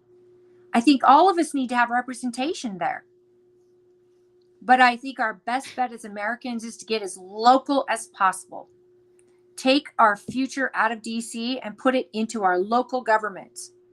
Give the power to our local mayors, our local county leadership, because we know who they are. They have to see our faces. They have to see the community in which they represent either thriving or falling. And they have to be accountable for it. DC, we are nameless, faceless people. We are a populace and nothing more, with a price tag over our head. And that's it. I'm sorry. I'm getting angry. I'm just so pissed. I like fired up Holly. Republican Democrat crap. We need to be together on this. Seniors, young people, middle class, Gen X, Gen Z, millennials and boomers. We all need to be together as we the people and stop letting the government divide us into these boxes and then pin us against each other to where seniors are terrified that they're going to lose their ability to survive and their Social Security because Gen Xers are going, wait a minute, we're done paying into this. We're not going to see a dime of it. And politicians have to go, sorry, we're not going to have a Social Security anymore, you guys. I don't want to be the jerk that tells you that, or I'm not going to get reelected because I'm telling you Social Security has to go, folks. There's no money in it. It's gone. Somebody has to start the conversation because millennials aren't having kids. Gen Z is barely able to survive and not on their own, mind you. They're going into a workforce that is not kept up with the values around them, and they are suffering for what? What is their hope? They can't ever own a home. If they do, they better be making tons of money. And then they're getting yelled at because they're complaining and, oh, in my day, we had it tough. Well, in our day, Jared, we actually had a shot. If we worked hard or had 2 jobs and we put some money away, we could actually afford a home in our day. Millennials or Gen Zers can't even look at that right now. But they still need to work. And then not only then, to get roommates or to live with their parents. It's insane. And all of us have to get together on the same page and quit penalizing or blaming generations around us for what's going on. We know who the culprit is. It's the federal government, and it's the governments who are going without any. There's no accountability on their end. We're all in our boxes yelling at each other by design. How do we convince our fellow Americans to not look to the federal government to solve their problems? Because that's where it roots from, is everyone looks to the federal government. Oh, I'm going to go to the Supreme Court on this. I'm going to go to the district court on this. Oh, I'm going to petition my congressman or congresswoman. What if we just A lot of didn't? the people that are petitioning their congresswomen or congresswomen or going to the Supreme Court are doing so because the government has They're taken fighting away against their rights. they're fighting against the federal government, but Overreach. how is do we affecting their convince them of that? doing what we do, which might be like throwing, Echo into a Grand Canyon at this point, because we aren't a very popular show yet, but people who might want to join us and be part of it. We love anybody to come on as a guest, especially people who are throwing their name in and running for office, Democrat, Republican, Libertarian, Constitutionalist. Come on and let us get some exposure, but let us also ask you, what's your plan for this? Because we're all in the same boat here. And we need strong leadership to go to DC, cut the bullshit when it comes to political, lines, and put us all Americans first. We're all Americans first before we're Republicans, before we're Democrats, before we're seniors, before we're Gen Z, before we're, whatever we are in these boxes, we're Americans first. And let's start with the most American of all of us, which is our veterans. And let's look how the government has treated them. Look at that. That should show you're not even the ones willing to go to war. You're just somebody who worked damn hard your whole life and want to live and, retire. Look at the veterans and how our government treats them. That should tell you the system is broken. They can't even take care of the best among us. We need to take care of them. We need to take care of ourselves. And by doing that, we need to get rid of the federal government overreach. We still need a federal government, but we need to go back to the Constitution and give them the rights that are bestowed to them from the Constitution that we give them, not the other way around. Government doesn't give us our rights, folks. That's the insane thing. People have lost that. And if people aren't even educated, and a lot of them aren't even educated in that, they think rights come from federal government, and they're not. But because by design, they're all in the education, guys. They're all in that. They're controlling that. How about how many people in this country, if we really got serious and put an end to the federal government bureaucracy, how many people would lose their jobs tomorrow? Because they work for it. And I'm not counting veterans, because that's a different type of working for this government. But how many people work in offices of federal government offices, state government offices, if we put an end to government overreach, the government is the best employer in this country, the biggest. What do we do? Yes, What it do those is. people do? They work their whole lives in a state government job. They've paid into their Social Security. What if we got rid of these type of jobs? We would have a country broken because the federal government employs so many of these folks. Why would these folks ever want to stop the control of the federal government? It's actually against their best interest. So it's a full circle. We're so broken. So, Meteorite 2024. You guys see that we had a meteor come pretty close in between the moon and the earth, I guess, last Oh, we week? did? Yeah. Which is so crazy because I find out about it like a nonchalant podcast I'm listening to, and I'm like, wow, why wasn't that national news? Like, why wasn't it like bigger? That's close. Very, very close. An asteroid. Yes, it is. The size, I don't remember what they said the size of it I'm was. looking it up right now. What do you think about Europe seeming to vote right wing right now? Oh, I don't okay, an trust it asteroid. because they change their form of their representation so quickly with Parliament. I don't understand it. Well, it's crazy. They're voting right, and it's all about immigration's changing the world right now. Oh, So, that's the truth right there. an asteroid large enough to destroy a city has passed between the orbits of the Earth and Moon. Lucky for us, missing both. The object name 2023 DZ2, discovered a month ago, has, as predicted by scientists, it passed within 175,000 kilometers on Earth on Sunday after flying past the moon. So yeah. Can you believe, guys? Can you imagine? Not old, and it's big enough to destroy a city.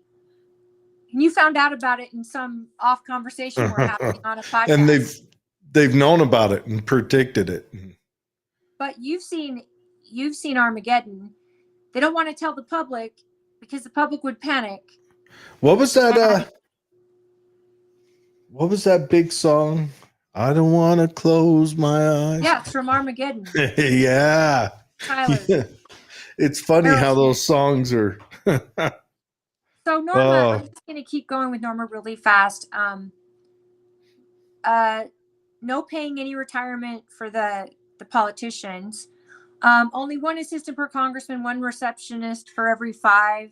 The government's too large. Same with the Senate. Reduce who we are paying from taxes, and no taxation without representation. Go back to how we were founded. We couldn't at this point because the government is way too big. Yeah, the bread lines would be huge, but I'm okay with that. Rooster says they told me to get the F after being unable to walk. To get F'd after Tanya's being. dad just went to the bathroom right here next to me. So anything you hear. They told him to get F'd after not being able to walk nor function by himself. What does that tell you? What do you think vets would rather eat, a bullet or deal with them? Well, there are a lot of vets that go to their final solution while they're waiting on hold with the VA. And that is a sad fact. It's tough. As a vet myself, I don't know what the answer for that is. I don't know. I don't know what the answer is. I don't know how we can go about it. I think one way we could go about it is to stop putting people in wars that we shouldn't be involved in. That's number one. That's the biggest one. I mean, historically, Rome, if you served 20 years in the military, they gave you a farm, they gave you a piece of land and made you a citizen. And that's a brilliant concept. It is. Of course, they really didn't have health care back then. I don't know. I mean, an ideal thing, ideally, step one is we don't get involved in BS wars. Step two is we try to keep retention up. Try to get guys to stay in the military for get more than 10 years out of them. Try to get, and then Make it I clear. would set up so you have a severance package, much like law enforcement has, where if they do 10 years, they may not get the full retirement, but they have a severance package, which is X amount for X long, so that they can go out and build a successful private life. Because I recognize in order for the military to have upgrades in rank and things like that, you have to have some attrition. But I don't know. I don't know what the answer to all these things are. I mean, ideally, the biggest thing is don't send the boys and girls over to forlorn places to, see and experience awful things. I mean, to have a strong military trained here on the ready in the United States, where it is a great career and it's something these folks can do as a job and do for America, there's no reason that we shouldn't have a very strong, well-equipped, ready military. But why do we start wars just so we can send people over to fight them when it's not our beef? And that needs to stop. We can't be the world police. And Jeff Adamson says, absolutely disgraceful the way this country treats its vets.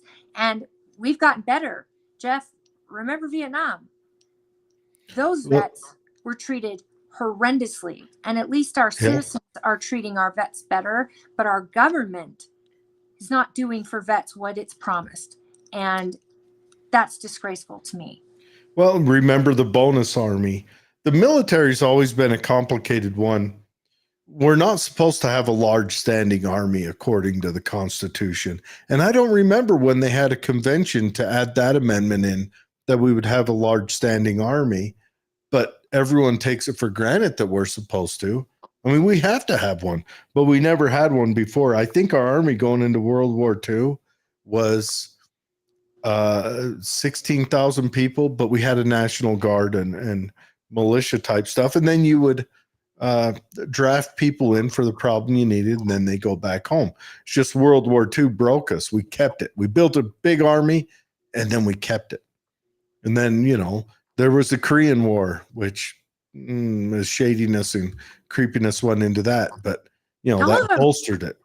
Here's the thing, though. The thing is, we all respect our military and we all love our veterans. I think the majority of Americans do. And I think they really, really respect and appreciate our military. At least that's my impression. You're a veteran, maybe you see it different. But I think where it gets to the disrespect comes from the federal government. The federal government said, you sign that blank check with your life. And in return, we are going to give you health care the rest of your life. And it's going to be, it should be, and you assume it would be good health care. What they didn't anticipate was the level and needs of health care coming out of Vietnam, for example. Those soldiers didn't go in and get psychological help. In fact, they didn't realize what PTSD was. If they did, they didn't have doctors on board at the ready to treat it. And then they've got these larger scale wars, and these guys are coming back more, and girls, more damaged, head injuries, missing limbs, and these large amounts through, the 20-year war we just had. And so the medical staff or the medical system maybe wasn't ready to care for such a large amount of veterans, which is where we should have stopped right there and done what Trump had suggested and given private health care on the government dime. Let them go wherever they need to go for treatment on the government dime. Let's keep the VA, but we keep the VA maybe for a certain veteran, maybe a senior veteran, where we've got these younger veterans who need help now, and they need a certain type of help, and they need it to be close, especially therapy. Should be right there and performed by a veteran to another veteran. We get ready medically. Let's remember that I think it was in 1965, our government started using defoliant, Agent Orange in Vietnam. And when they started using it, the tests had been done. They knew it was a carcinogen when My they father started was on- using it. in the bush through Agent Orange, But and I lost when my they, father to a glioblastoma. when they started using it, they knew it was a carcinogen. They have declassified all the studies. They knew it when they started using it.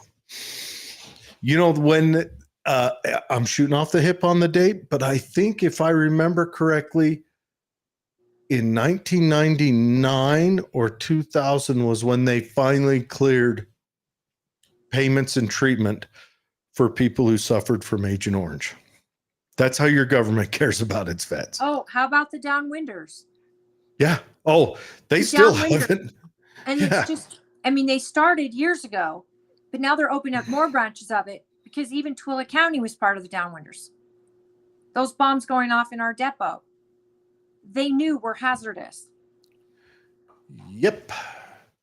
So what gets decided of what a downwinder is and all of this? Why did they allow these type of testings around human beings, innocent citizens that had no idea? No idea.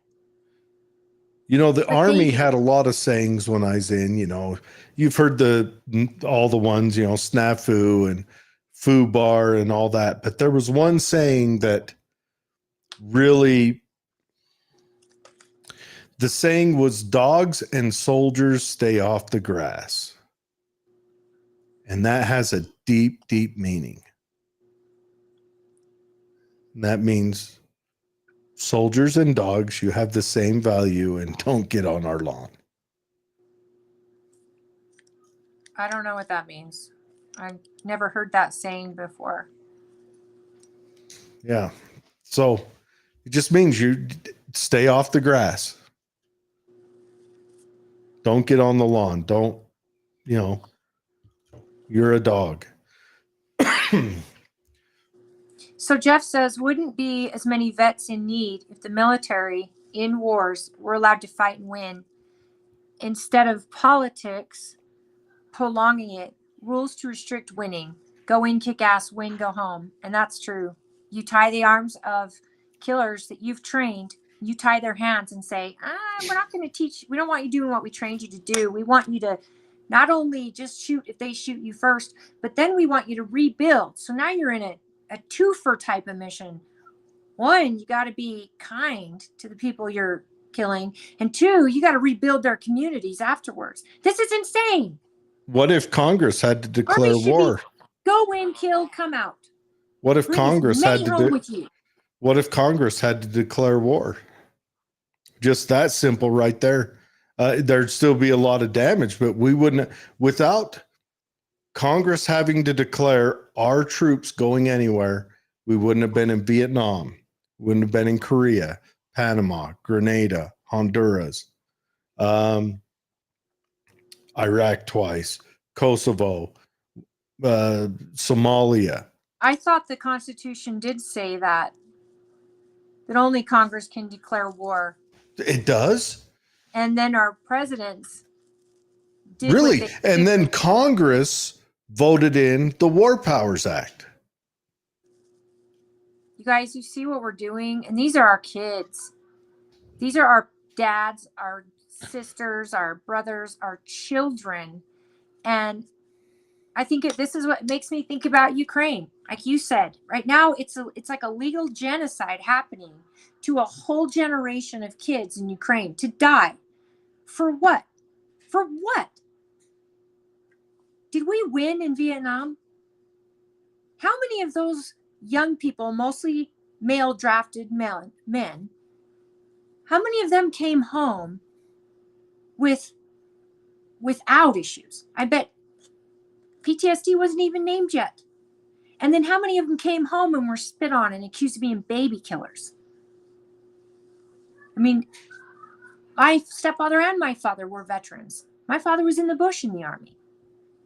He couldn't get that uniform off fast enough when he got home onto American soil. And the thing is, we've got all these wars. Yes, we don't want to fight wars on our own soil.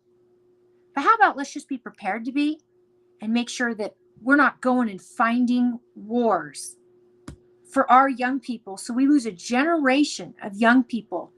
For what? For political power? For oil? For land? Nope. It's for wealth. Jeff says it best. Read what Jeff just said. It's what Eisenhower warned us against. What if Lockheed Martin designed cars? It's true. We would have flying cars right now. But no, Eisenhower was absolutely right, and no one Lockheed used Martin, that message. and we need to make it so that you've got all these Congress people, they get lobbied by the military industrial complex, and then they fight to keep this business in their state because it employs so many people. No, in the build up to World War II, they said, okay, we're going into a war. We need a light tank. And Cadillac said, I'll build an engine. Cadillac stopped building the guys, because he promised no more wars. And the military machine, Jeff says, needs the occasional war to fund itself. Yeah. But a president comes in and goes, you know what? We're not going to fight wars in other countries. We're done. We will take care of America first. And what the military machine did is it had its rag, the Atlantic, right in there that Trump called soldiers buried in Normandy suckers and losers. That was the Atlantic. And that was the military machine said, we own you as well. And here's what you're going to write, because you're going to put egg on his face so that he does what we want. And we're going to get rich over this. Pentagon is so powerful. It's almost like the presidency is the face of the power of this country. But it's almost like there's a shadow government running it. Almost, right? I mean, if we were a conspiracy show, you would almost think, but this is the thing. They don't care about your daughter, your son. They don't care. It's a number. My brother was an Army recruiter in Maryland. My brother was a recruiter in Utah. He was a recruiter in Maryland, right outside of Fort Detrick. And he had a hard time recruiting there because either you had the wealthy kids of the politically connected, they're not letting their children join the Army, or you've got the ultra poor inner city kid that can't meet the requirements to join the Army. And it's really interesting, that conflagration of people in one area. Rooster says, he mentions, I don't want to call him out here, but he has some leftover medical issues from service, and yeah, it kicks their butts. And like when we talk about the cartel issue that Mexico's having,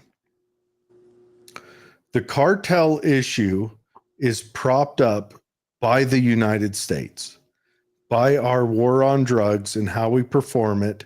And when we loosen up something, the cartel loses a lot of money. When I think it was when 7 states made marijuana legal or decriminalized or whatever, the cartels almost universally lost 50% of their income, which doesn't make sense. But just that small loosening did that damage. So then the cartels went into they went hard and heavy into avocados. Did you know that? Did you know that's how the cartels? Mexico. Do you know that's how the cartels made up their loss? They went into avocado transport. Do you know that a well-armed, trained military that is just looking out for America principles and America first on our border could take out the cartels probably in one afternoon? They could, but the border, and then not come home all messed up because they had to fight a war that was never understandable, or what your rules of engagement were, and your ability to actually fight in someone else's playground, in somebody else's neighborhood. You just fight it on the border of our neighborhood. Imagine Let me a country trying to fight in the United States. We would let me have the pose advantage. let me pose an argument to you. I want you to recognize what I just said, though. I do recognize, but you know my feelings on, I don't think reinforcing the border, if we leave the way our government runs right now in place, I'm I just don't think saying, it'll change a to thing. eliminate cartels, if we fought on our own turf to eliminate the cartels, I'm just talking about the cartels as a whole, or even going into Yeah. Mexico to fight cartels, whatever. At least it's our type of life and development, and we understand. Oh, she froze up again. Now she's gone blank. Jeff says, Rooster is awesome. When I call him brother, I mean it. Yeah, Rooster is awesome. Collateral damage, not to war, to the military machine. Maybe Holly will be back on. All right. You guys are ready to hear a crazy person talk about how he thinks he deals with the cartels and the border. How to deal with illegal immigration. Offer nothing on the federal level to support it, illegal immigrants or any immigrant at all. Make immigrants come over here and make their own way. And then we'll get the cream of the crop. We won't get slugs to come over, have a sponsorship model. To deal with the cartel, I want to lean into liberty. First, step one is we have to be an economically robust economy. We've got to have a robust economy. We've got to make it so that someone can build a good life here. I think we need to bring back institutions for people who have mental issues. We can't let people with mental issues live on the street. That's inhumane. The drug problem, I think if we have a robust economy, the drug problem will disappear. I firmly believe that. I think, but we can't let people with mental issues reside on the street. And those are our two homeless problems. The cartels now, I think we need to enforce up and down the wealth chain certain moralities. The cartels, since the avocado, well, since Biden has come in and did that, did his maneuvers on the border, the cartels have moved heavy into human trafficking. It's become very profitable. They were always involved in it, but they've moved heavier into it. Guns too. I think a big thing we need to do is, and this goes kind of against my normal idea, but we need to have a serious, blind, and heavy punishment for anybody who abuses a child. Trump wanted to make it a death sentence. And death sentence or whatever, but it needs to be blind. And what I mean by blind is right now, your middle class person who does it, he'll get caught and busted. But your ultra wealthy, justice to be blind. Yeah, I know it's crazy, but your ultra wealthy will get away with it. I mean, look at what happened to Epstein in Florida. He will get away with it. And what they should do is once that news came out, they should have said, all right, we're going to find out which intelligence agency said that. And we're going to hunt them down. And they're going to receive that punishment that we were unable to deal out to Epstein. Hey, and that's what should happen. And whether it's, a department in the CIA or Mossad, whatever, we say someone needs to pay the skin price on this. And we do it. Did you read Jeff's comments? He says collateral damage, not to war, to the military machine. And Rooster is awesome. When I call him brother, I mean it. You read all that? Yep. The cartel should be held with great prejudice. I agree. But yeah, child molesters, well, how do we do it? Human traffickers. How do we do it? Well, one, I fight don't want fire to with send our fire. military. We can't send our military into Mexico to deal with the cartel and expect them to come back any better than when we send them into Afghanistan or Iraq. I think we need to take away. We need to take away the cartel's income. We open up the institutions. That's going to take away 40% of their income overnight.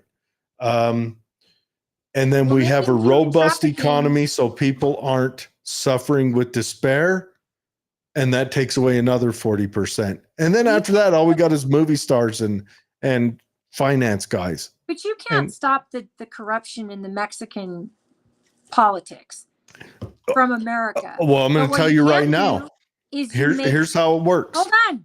You make child trafficking a death penalty case, and you make any type of trafficking coming over that border a death penalty case. And we actually are patrolling the border. We close the border, and we don't have to send a foot into Mexico. We just kill their supply on this end, or we make it absolutely the biggest crime possible.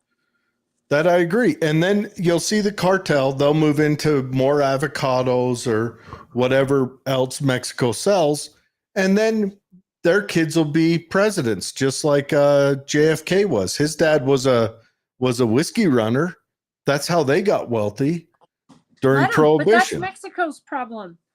Yeah. No, I think it's a good thing. You want to have your criminals gain wealth and then move into legitimate society. They're no longer criminals.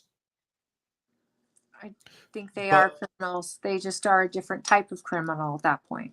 Yeah, that's a good point. They're worse type of criminal. But I think that we need to figure out how to stop it on this side. And the war on drugs will, I think the biggest things we could do for it is reopen the institutions to get the schizophrenics off the street, and then have a robust economy so people aren't falling into drugs from despair. You got to close the border, and you've got to put limits on the welfare system and the ability for people not paying into it to actually not get onto it. Well, I said that. Or vote. One, federal government should offer zero welfare, period, at all. And then state governments should control their welfare. And I'm all for going with 10th Amendment on that. If California wants to have a heavy welfare laden system, let them drown. Let them do that. Jared, could you imagine if the United States created poppy farms and started selling drugs to other countries? Oh, you mean if the United States took over Afghanistan and sent their Marines to defend poppy farms? Right. Just at the time, the opium crisis, or at the time when that one family who invented, what's that drug? I can't remember.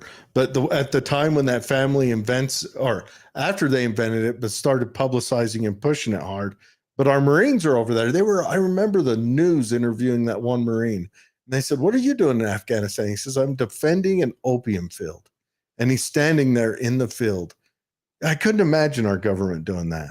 Can you imagine what would other governments say if the border went the other way, to where the United States is trafficking guns and drugs that are being grown in the United States and protected in the United States, and gone over to the other side to destroy Mexico from the inside, which is what's happening to the United States, by the way.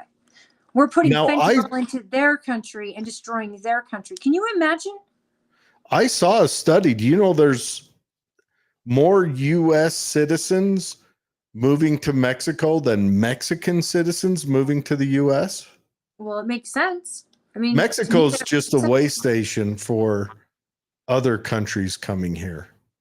You know, as Chinese a U.S. invaders. citizen who loves Mexico, I could absolutely see myself living in certain parts of it.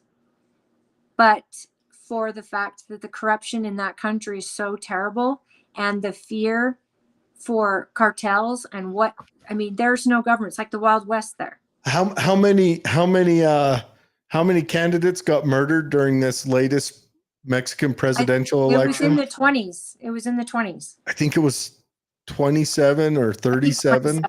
What does that 27 tell you? people They running got for their office. first lady president. Yeah, she's the one that didn't get killed by the cartels. You know why? Because she works for them. I think it was Rosarita. I'm not maybe. It was one of the border cities. Actually, no one wanted to run for mayor, and so a teenage girl did, or she was in her early 20s. She was murdered by the cartel. Well, No one yeah. would run for the office because they were afraid of the cartel. But that Mexico is complicit. They're putting up with it. I don't think Mexico's not complicit. Mexico's not as rich as the cartels are. Who's running the government there?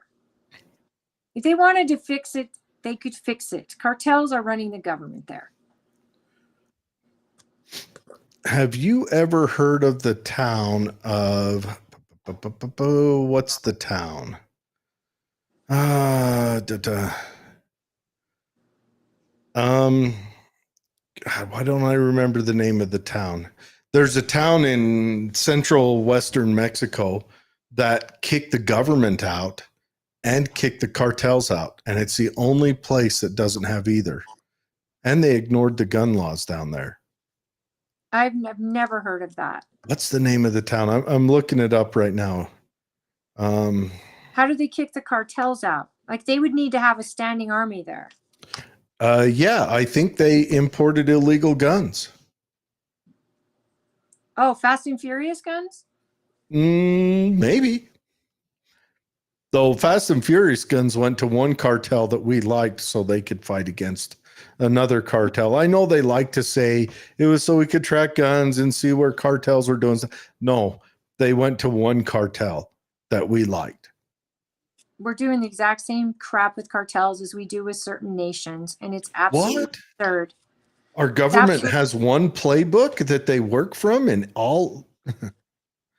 What's the name of Jeff that town? says death penalty is great for stopping reoffending, and fund SS with it. LOL. Corruption is here from Norma. They're just more open about it in Mexico. Well, that's because they will publicly shoot the local governor or the local mayor, and they'll make it public and they'll make it really ugly. Oh yeah, And they'll hang them off a bridge. It creates fear within the people, so no one will stand up. No one will dare. And O'Malley May says it was an avocado farm. An avocado farm that the military was guarding, O'Malley? Because I do remember the poppy farm was getting guarded by our military, which was insane. Okay, you said we were going to do 2 hours, and look at us go. We're 5:30. We've got all these people engaged. I love this. We are so grateful for you guys being a part of this. Oh, I'm trying to find the name of that I'm city. like in somebody else's kitchen. They are so nice for 4 hours. And they're being so great. My kids are on vacation, having to take a time out for a minute. And everybody's been so great. So my big thanks out to Tanya and her family. She's got the best family, I swear. They've been so fun, and we've had such a good time, and they've been in our lives forever. So her parents are like my parents, and they're like my kid's grandma. No offense, Mom. But they're so good to us, and they're just a lot of fun. Okay, the city is called Cheran, Cheran. The town that threw out. Have you ever heard of Cheran, Mexico? He says that's a city that has kicked the cartels out. They kicked out the police, the politicians, and the mafia. And the mafia. Is it on the border? No, I'm sure it's not on the border. No, it's like where? It's deeper into Mexico. Mexico City. Is it by Mexico City? I don't think so. I think it's up in the hilly area. You know, in Mexico City, you can get kidnapping insurance, and most people have it if they have any wealth at all. Because the risk to be kidnapped for ransom is so high. They have to buy insurance. Oh, wow. that is the Wild West, and that's what's so crazy. But it's the Wild West where you're not able to defend yourself. Yeah, it's I asked Oh. Charlotte because she loves Mexico as much as I do, and it's probably somebody who would live there part time if they could. We visit often, but there are parts you don't go, and people know that. And I mean, even some of the greatest tourist cities. Remember when Acapulco used to be the big tourist city? Mm-hmm. It used to be one of the biggest tourist cities for Americans, and then the cartels took over, and it became one of the most dangerous places for Americans, not counting Tijuana, of course. But talk about, I mean, Cancun has cartels, but Cancun exists only with tourism. Only. Mm-hmm. The cartels would be stupid to start hurting tourists. The tourists that get hurt there tend to be, they get stuck in the middle of something happening. Yeah. So Insurance Chiron is in goes central just to insurance Mexico. companies. Cartels are the ones, Norma, that are doing the kidnapping. But the insurance companies, well, they probably are owned by both because they're getting it coming and going. I don't know. Well, the way the insurance goes is when you get kidnapped, the insurance is to pay off the cartel who kidnaps you. So like you pay for insurance, I want $500,000. And the bad thing is when you start doing that, you incentivize it. Yep. Because the cartel knows that they can come and get you and there's no fuss payment to them. You know what I'm saying? But so if you have insurance and they know it, they just come nab you, and they probably have first question out of their mouth, what's your insurance policy? Oh, it's $500,000. Oh, it's perfect. probably I the will. cartels that own the insurance company. Because then, seriously, think about it. They know I'm sure exactly you're who has right. the insurance. They know who to go after for how much. And then it's just a circle of it. I mean, I'm just shooting blanks here, but it could be right. Oh, Jeff says man on fire. And absolutely. Yeah. Yeah, absolutely. Well, and the cartels, if you go to a resort where a cartel is in charge, you're safe. If you go to a resort where either the cartels aren't in charge or there's competing cartels, that's when it gets dangerous. But when the cartels are in charge, you're safe. It's the same thing like if you're in Mark Normand, a comedian, talked about this, how he was walking down the street in Chicago and a giant black man came out and tried roughing him up to steal his iPod, and some black kids across the street rolling dice run over and beat the crap out of him. And he talked to the police after, and the police said, yeah, those were drug dealers. They said their business gets hurt if a young white boy gets beat up on their street and robbed. So they don't let anybody rob people on their street. It's just like my Uncle Phil lived in a house that had some problems, thieves and stuff. His house got broken into a few times. And then a biker gang moved in next door. And he said, my house never got broken into again. He said, I had to deal with listening to loud music at all times of night, but well, on the other nobody side, robbed a house on that. On the other side of it, my parents, both my stepmom and dad, both were in law enforcement, both police cars parked in their driveway. The neighbors didn't get robbed. Yeah. Gangs are gangs. It doesn't matter what side you're on. I'm on the blue side. I like that gang. The red, white, and blue side. But I mean, that's the way it goes. The answers to this are, I guess, fairly complex, but I mean, we need to seriously, like, I used to be on the other side of this, but I think we need to bring back involuntary institutions. We've got to deal with the homeless problem. We've got to deal with the despair problem. We've got to bring that back. The mental illness. Yep. And they have to be in a safe environment. Because the whole reason those mental institutions were bad was because they were unchecked and they were not. They weren't a good place necessarily. A lot of those were there were places rampant with abuse and things like that. They need to be all visible. I mean, cameras with technology now, everything should be monitored. But there are folks, I know a couple that could really benefit from being in a safe environment. Again, though, I think freedom should be first. But when you have someone mentally ill and they're a danger, I mean, like a physical danger to others, and they usually end up being homeless, but we've got to have a safe place for them. Let me do a little historical walk with you. So, you know, it was JFK who voted to do away with the institutions. His sister was lobotomized because she was his father thought she was a floozy. So he had her lobotomized. True story. That makes me sick. It did, and it made him sick as well. So she ended up not institutionalized. She ended up living in their attic until her father died. Is pretty much kills your whole personality and anything about you. Oh yeah, it did. You can actually watch, there's videos of her before and after. But so his father, you know, hardcore Catholic whiskey runner, thought she was too loose in the street. So he had her lobotomized. So JFK had a bad taste in his mouth over the psychological medical field. So while he was president, a couple bills came through that did away with funding of institutions federally and all that. And then, so their funding started drying off. So they were safe in good places prior to that. As their funding drifted off through the late 60s, 70s, and 80s, they closed in 80.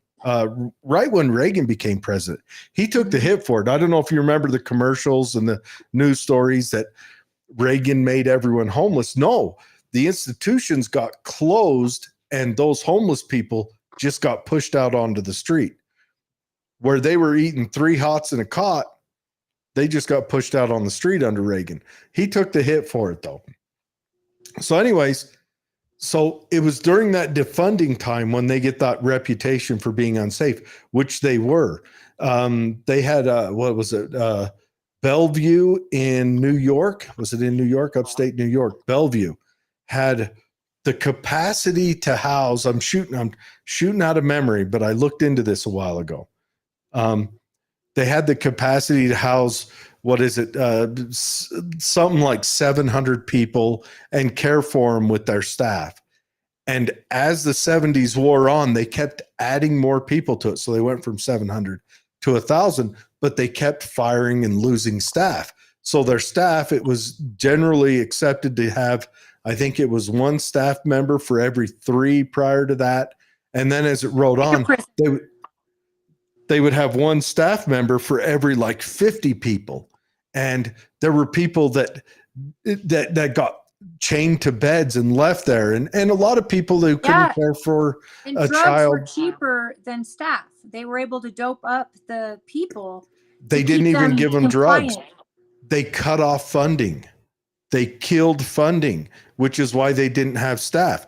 They just quit hiring people and it became a house of horrors. There was a famous actor whose sister was in one, and he tells a story about it in the 70s about how it went. Like he watched how his sister was cared for when he went to visit her one year, and the next year he went back and she's laying in, you know, excrement for an extra day. And the next year he goes back and she's got bed sores, laying in excrement, hasn't eaten in a day and a half. Right. And then the next year he goes back. Institutions are great horror films for this very reason.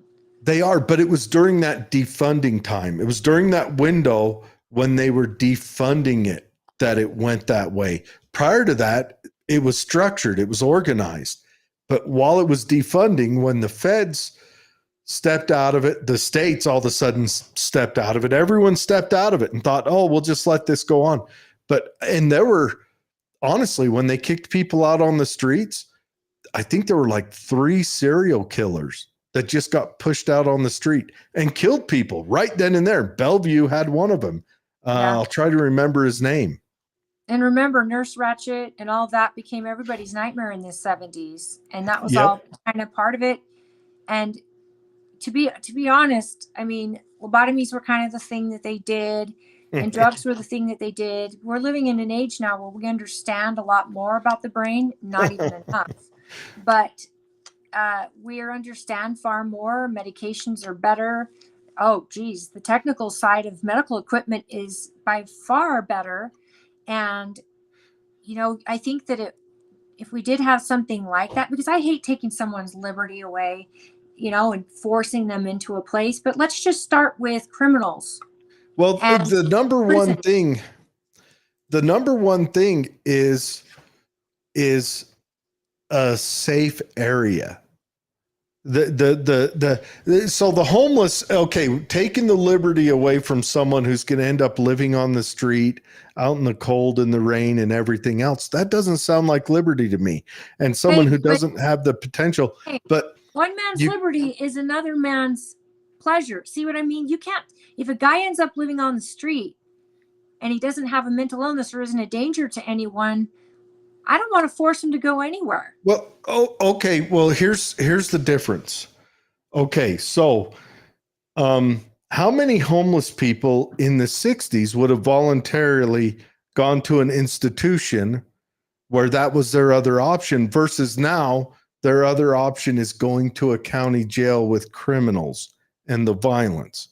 But a lot of them in Vegas, for example, can't even fill their homeless shelter because they don't want to go to the shelter, so they have to threaten them with jail because they want to live in the elements. They don't want to live in the shelter. But the homeless shelter, okay, there's two reasons why people don't want to go to a homeless shelter here in the state of Utah. Reason number one is they can't use drugs and stay in the shelter. They have to get clean before they go to the shelter. That's one of their biggest arguments here. Which would be the mental institution as well. And that's true. And that's why you make that involuntary. We don't want to be cleaning up dead people on the street, and we don't want people out in front of our businesses. We can't have that. We cannot have someone impeding on someone else's life. If you open up an ice cream shop and the homeless people opt to come and hang out in front of it and poo next to the door, that's impeding on the guy who opened up the ice cream shop's liberty. It's true, but there's such a fine line. But if you go to, let's say, mental institutions instead of, let's say, prison, you have someone who's mentally ill, they're leaving prison, they're mentally ill, they have no prospects. That becomes like, instead of a halfway house where they're amongst children and other people to reoffend, they get put into an institution until they're considered. I mean, there's some people who've already lost their liberty by a jury of their peers. Instead of going up around, a lot of homeless people are mentally ill. I understand that. But there are some who are homeless by choice because they don't want rules and they live off begging. And they're good with that. They're drug addicts. Sure. They want their drugs and they don't want to be forced anywhere. And a lot of drug addicts aren't going to go into a mental institution by choice. And that's probably 20% of the homeless population. But you can't, I don't want people to be. Well, those ones we don't need to force as long as so if they poo in front of the ice cream shop, they've committed a crime. Right. We manage them on that side. Right. They go to jail. Yep. But if they're homeless and living a life that they don't impede on other people, don't care. I'm talking about the people who are schizophrenic, which, let's face it, that's most of your homeless people, and half of those are caused by drugs. Or, just severe mental illness and their time bomb. Well, and I went to school with a guy who he was always a little different, but he is now full-blown schizophrenic. And it's because of drug use all day, every day. I agree. And I know some too. I know someone who is schizophrenic, I don't think they ever use drugs. And there is that too. A real schizophrenic that they need drugs, they refuse them. And I do understand there is a need, especially if they're a time bomb and you don't know what they're capable of or when. And it's either jail or the institution where they get help. at least medicine and things like that, where they could actually be rehabilitated, maybe into society with a medication plan. I Well, think there's a lots lot of schizophrenics who are in society and they're functioning and they have jobs. Absolutely. And they have You know? liberty. They have Yeah. liberty. And that's what I mean. Jeff says allowing liberty should never victimize someone else. And I respect that a lot. I also think that at the very, unless they've committed a crime, every single thing they do, you got to think freedom first. I always want freedom first. And I know the schizophrenic that I know that could potential danger has committed crimes and should go to jail. But I would much rather that person go to a place where they can get help, get medication, get rehab, because jail's not the place for them. Nope. An institution Jail. would be. Yep. Jail is for lack of a better term, a place that involves societal punishment. And institutions should not be a place that involves societal punishment. And so if a family has a family member that they can't manage, that they can't deal with, there should be a way that that family can say, hey, we think this guy, say they've got a kid that's strung out on drugs and everything else, and the family member should be say, hey, we can't deal with this, and he's either going to end up on the street, possibly victimizing other people, or the state can step in and there's like a place where he can go and get treatment that doesn't have the societal punishment. Rooster says something awesome. What's that? That's what rehab centers are for, though. Sure. Though I would make institution like a rehab center, except involuntary. Well, that's what I'm saying. Like, a drug addict is different than someone with a mental illness. Mm-hmm. So if they're drug addicted and you're a family that needs help with your drug addicted child, that's something the rehab centers are for. But if you're a parent who has a child with a severe mental illness and you need to get them help, that should definitely be an option. We don't have that. Uni right now in Utah, for example, is full. The beds are full all the time, and they just end up going to county. And that's the thing. If we had institutions that are in place where you have a place to hold people for a 72-hour or evaluation opportunity, and you could house lots of people who want to hurt themselves, that need that 72 hours to actually maybe talk to a doctor, maybe look if there's something they can get on medication to help them. It can't be some dark, dingy, scary mental institution, that our parents envision when they think mental institution. It's like a nice hospital with the intent to care for them and not punish them, like what you're saying, but help them get out eventually, or they stay in for their own protection, but by their own choice. We want it to be like what our parents saw institutions as. Yeah, when without they were all the lobotomies, though. The lobotomies came around in the 60s. You know, the guy that invented the lobotomy lobotomized his wife. Boy, she must have been rough to live with. Oh, man. Why do they accuse women of just being too emotional? And I'm lucky to live in the time I live in. I really am. Oh, you would have been burned at the stake. I'm sure of it. We need to wrap up. Yeah, we do. Let's read these last comments. I'll read Rooster off of Rumble, and then I'll have you read Facebook. Rooster says, California needs to break away, break away from America and create their own state. I think he means their own nation.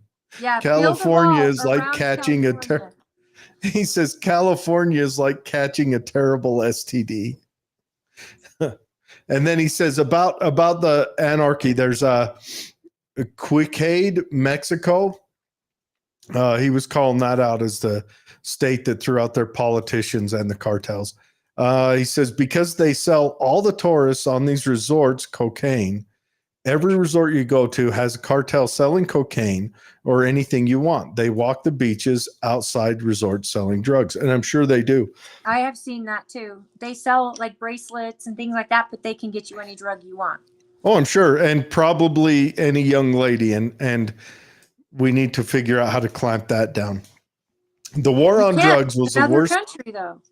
It's tough. I don't know how to do it, You don't but I give think them if your money. That's how you do it. if You we don't show them. financially, I think if we financially crippled the cartel and the state of Mexico was suddenly wealthier than the cartel, I think we'd see problems like that go away. Again, that's Rooster, a Mexico citizen issue. They need to handle it. it is. There are downstream effects. We've got to figure out how to stop our purchasers of illicit stuff here in the country.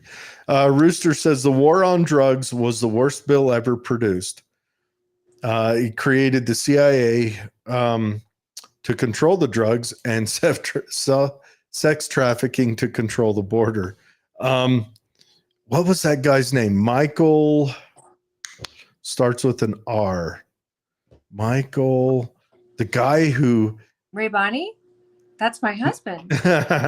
this guy, he was an LA police officer, and the head of the CIA came to LA to do a talk there. And he stood up. You can watch this. You can go look it up on YouTube.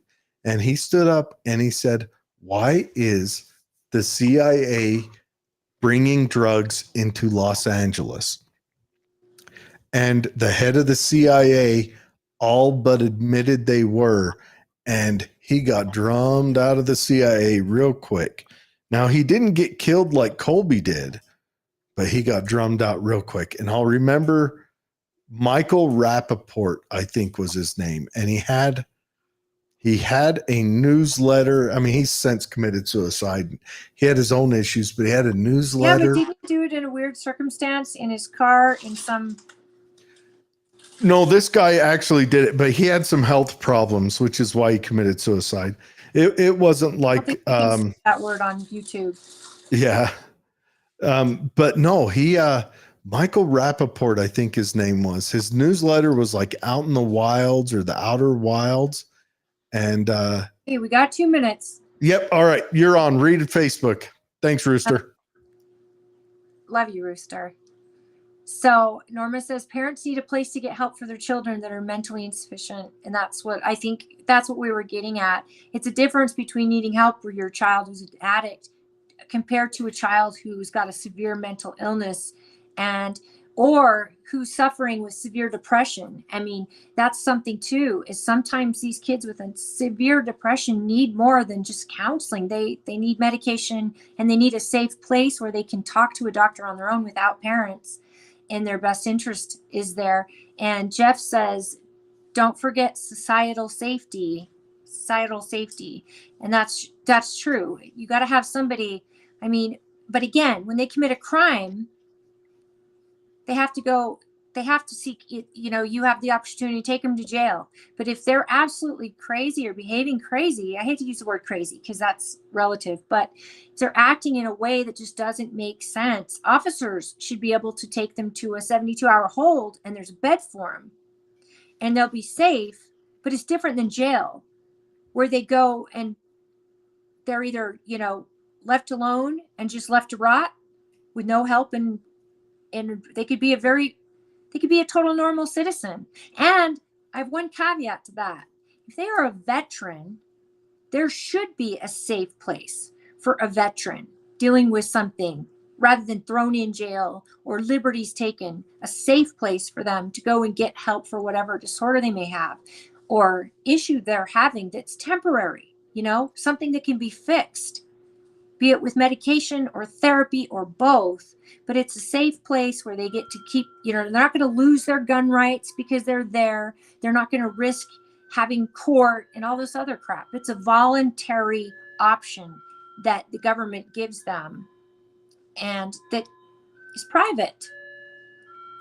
We should have private mental institutions again, not government run, because then funding is an issue. We forgot to mention that. I would love private institutions to come out. The hard part about the private institutions is how are they funded? Because then you'll end up with the 1970s model where a promise is made, but it's not kept. And you end up sending your child there or a family member thinking it's a safe place. And they're cutting corners. I think No, something I like think it's that. the public ones that cut corners because it's government No, funded. it was the public ones that cut corners because the funding got pulled. That's what But I'm look saying. at private prisons. Private prisons have the exact same problem where they're cutting corners and they're entering a lot of abuse. I think on circumstances like that, I want to have them, I want to have a nonprofit model for that I agree. because But I it'd think be the like profit private, model corrupts it. a nonprofit where it's, well, I don't know. I still have nightmares of like the Catholic Church's form of, though they had some institutions that were pretty questionable, run by nuns and stuff. I think that they should But all that be. was a, Tell like me you're what horror thinking, stories are made of. you're thinking that, what is it, the Magnolia Sisters in Ireland? No, I'm just thinking There's of like that. American Horror Story season 2. Oh, well, the one in Ireland, I mean, they it was a horror story, but that wasn't for profit or control. That was morality policing is what they ended up doing there. I think you need to have. I hate the government being involved in it. Is what I'm getting at. I agree, but I Private company, think because it's profitable for a person to open up a well-run mental institution. It would be profitable because the government would have to pay for those that are on a certain welfare system and not able to pay themselves. But those who are like have insurance can send their depressed child there to get help or to have a bed. And those who are veterans, they have their own insurance coming in to pay for it. So the profits would, a profitable or even a nonprofit, but at least it's funded through the people that are coming there. okay, I agree. If we have a profit only the wealthy will get in.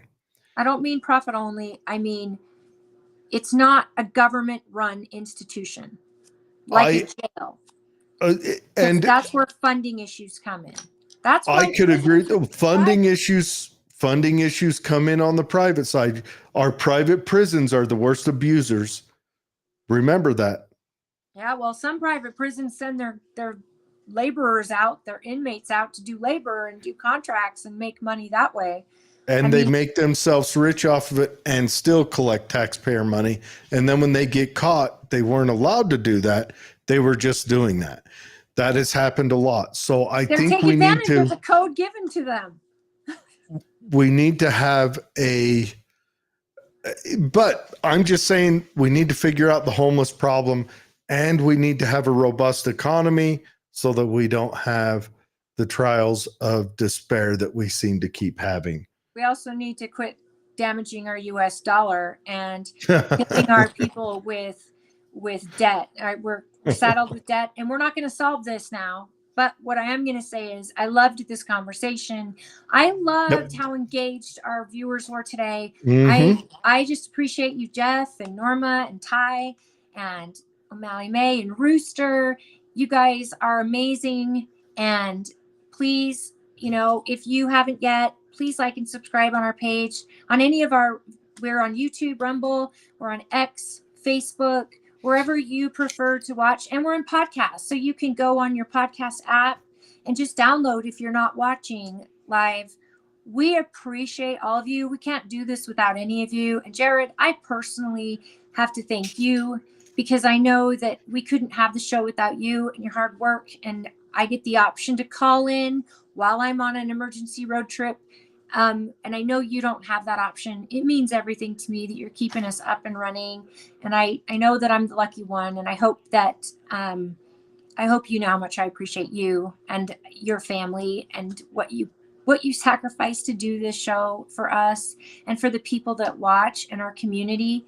We live in an amazing community, in an amazing state, in an amazing country. As much as we complain, you get to, because you've served and you know, my heart goes out and my appreciation goes out to every veteran, anybody who has a job of service in law enforcement, fire. I know a lot of our viewers feel the exact same way, that we value so much those of you that serve and are willing to pay the ultimate price.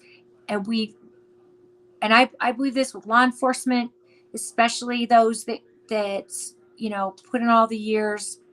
And Jared, you did both. Military and law enforcement. I know it's such a beautiful thing that citizens like you and all those people that watch, and that you do it because you love this country, or you have service embedded in your soul. And I love that. And I appreciate that. And everybody has a voice. And I know I get mad at you for not necessarily being a voter, but you also can say, I don't have to vote. I've served. And that, I put in my portion. I always vote for city council. Yeah, and you're your mayor too. You always Yep. vote for the mayor. Yep. I always vote on the city stuff and the county. And I absolutely love my mama. And I miss you, Mom. I'll see you soon. And I hate not having holidays with her, but we're all in good hands here, Mom. And we'll be home soon. But I hope that everybody, thank you for hanging out with us and putting up with my crazy technical issues. Wait until you watch it. It was funny. Every time it'd glitch, you'd turn sideways. I bet, and with the most horrific faces ever. And it always froze you. Here. It always froze you when you were like rubbing your face, but it looked like you were heading towards the mining field every time. It was fantastic. See, this sucks. And I was watching my kids play in the lake yesterday, just getting sun. I didn't exactly get a chance to shower before our big show today because we had other things to do today. So I'm not in my comfort zone at all. I didn't get the hair and makeup lady to help me like I do when I'm in studio.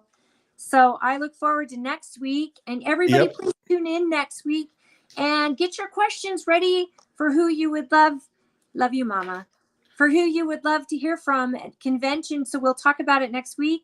And then if you put the notification on, Jared and I are going to try to go live from convention. He won't be with me, but he'll be in home base to help us generate opportunities to where we can get in front of some of these elected Republicans. But even if you're a Democrat and you want to know why so-and-so does this or that, I'll be there with Celeste, Jared. We're representing three of us. I'm going to miss out on that. And I'm going to have a whole list of people. If you get the chance to, I want you to talk to them and get their thoughts and theories and, extend some. Mom said missed when ballots are coming out. Mom, you mean for the general election? Ballots will be mailed out usually October for the general. I don't know what you mean by that. But Jared, we'll go live. Celeste and I are one or two of three representing District 2 at National Convention. So it is an absolute honor. I was voted for by my peers and delegates, and I was endorsed by Donald Trump, and it's such an honor to be doing this in Milwaukee, beautiful blue Milwaukee. But I'm so excited.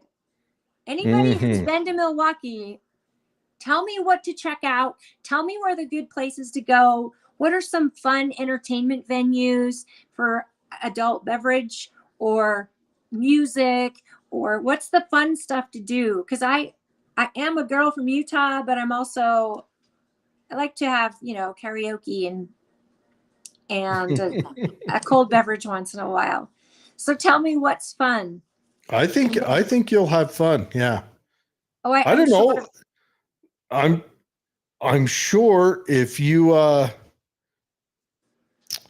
Norma says the breweries and Mom hopes I get to shake President Trump's hand. And I promise. I mean, it could happen quickly if I do get the opportunity, if he's there, of course. There's so many what ifs, but I'm not sure that I would have the actual time to go live with him. But trust me, if there was any moment that they say, hey, you're going to get an opportunity to meet him, I promise you, I will go live if that's an Well, opportunity. So yeah, Jared, and get ready. If not, I'll go live just on our she Facebook page. she can go live by herself, or even if you only have a second to not to go live, just hit record on your phone and record a quick conversation. I have to because my husband is his biggest fan, and my Yeah. father was his biggest fan. I have to, at least for my husband, who isn't And we'll coming be able with- to play it. We'll play it live on the show while we talk about it. We All are- right, everyone. Have a good weekend. We'll see you next Friday. Thank you, everybody. We can't wait to see you next week. Go Yep. Biden. Go Biden. Oh, but wait, just Go. let's go, Brandon. Yeah, no, go, Joe. Say no, Joe. John, do you want to peek in and say hi? He's a fellow veteran. Oh, good. Say hi. That's Hi. Jared. Hi, Jared. There's This lots is of Tanya's us. dad. Jared, were you a veteran? Yes. Yes. Thank you for your service. And I Well, used to thank hate you. people telling me that all the time, but you know what? Get in We the earned big it. shot. We I can't thought I see am in you. the shot. There he is. Okay, so I'm gonna have to do this screen. Here You it don't comes. have to. Yeah, he's gonna fix it There we go. in the shot. Oh, no. Yeah, I had an easy time in the army. We weren't at war. Yeah. I did 24 years, mostly peacetime, but Yeah, To the shot. There you go. okay. Yeah. it's Yep, so nice he when was we're in a not at long war. time. How many years? 24. 24. 24. They put me out to pasture. Was you enlisted or officer? Both. Both. Mustang, huh? Well, warrant officer. Oh, warrant. Yeah. Oh, so you're probably good at drinking coffee and disappearing. Oh my gosh, he's done that like 20 times. Come on. He's a man. warrant I would wear- officer. I would wear my soft, fuzzy shoes with my BDUs to walk out of my tent.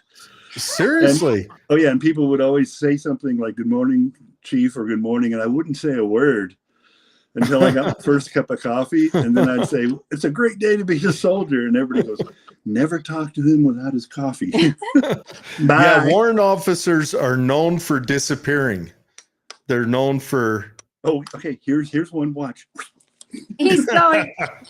All right, Holly, we'll see you next week. Be safe, okay? Norma, thank you for the ideas. I know breweries are famous in Milwaukee. I do know that. I'm not a fan of beer though, but the Milwaukee River Walk. Thank you. And there's also Mhm. the Harley Davidson Museum that we're probably going to be part of. So thank you, Norma. Oh, awesome. I appreciate you. Bye, Mama. I love you. Awesome. Okay, have a good night. Have a good karaoke. Yeah, we will. And say hi to everyone for me, Tanya and Lauren, and I will. you guys be safe, okay? Oh, Milwaukee Brewery Tour. I love Norma. She's the best. Yes, she is. Bye, Okay. Jared. Love you, All right. friend. Love you. We'll see you later. Okay, bye. Bye.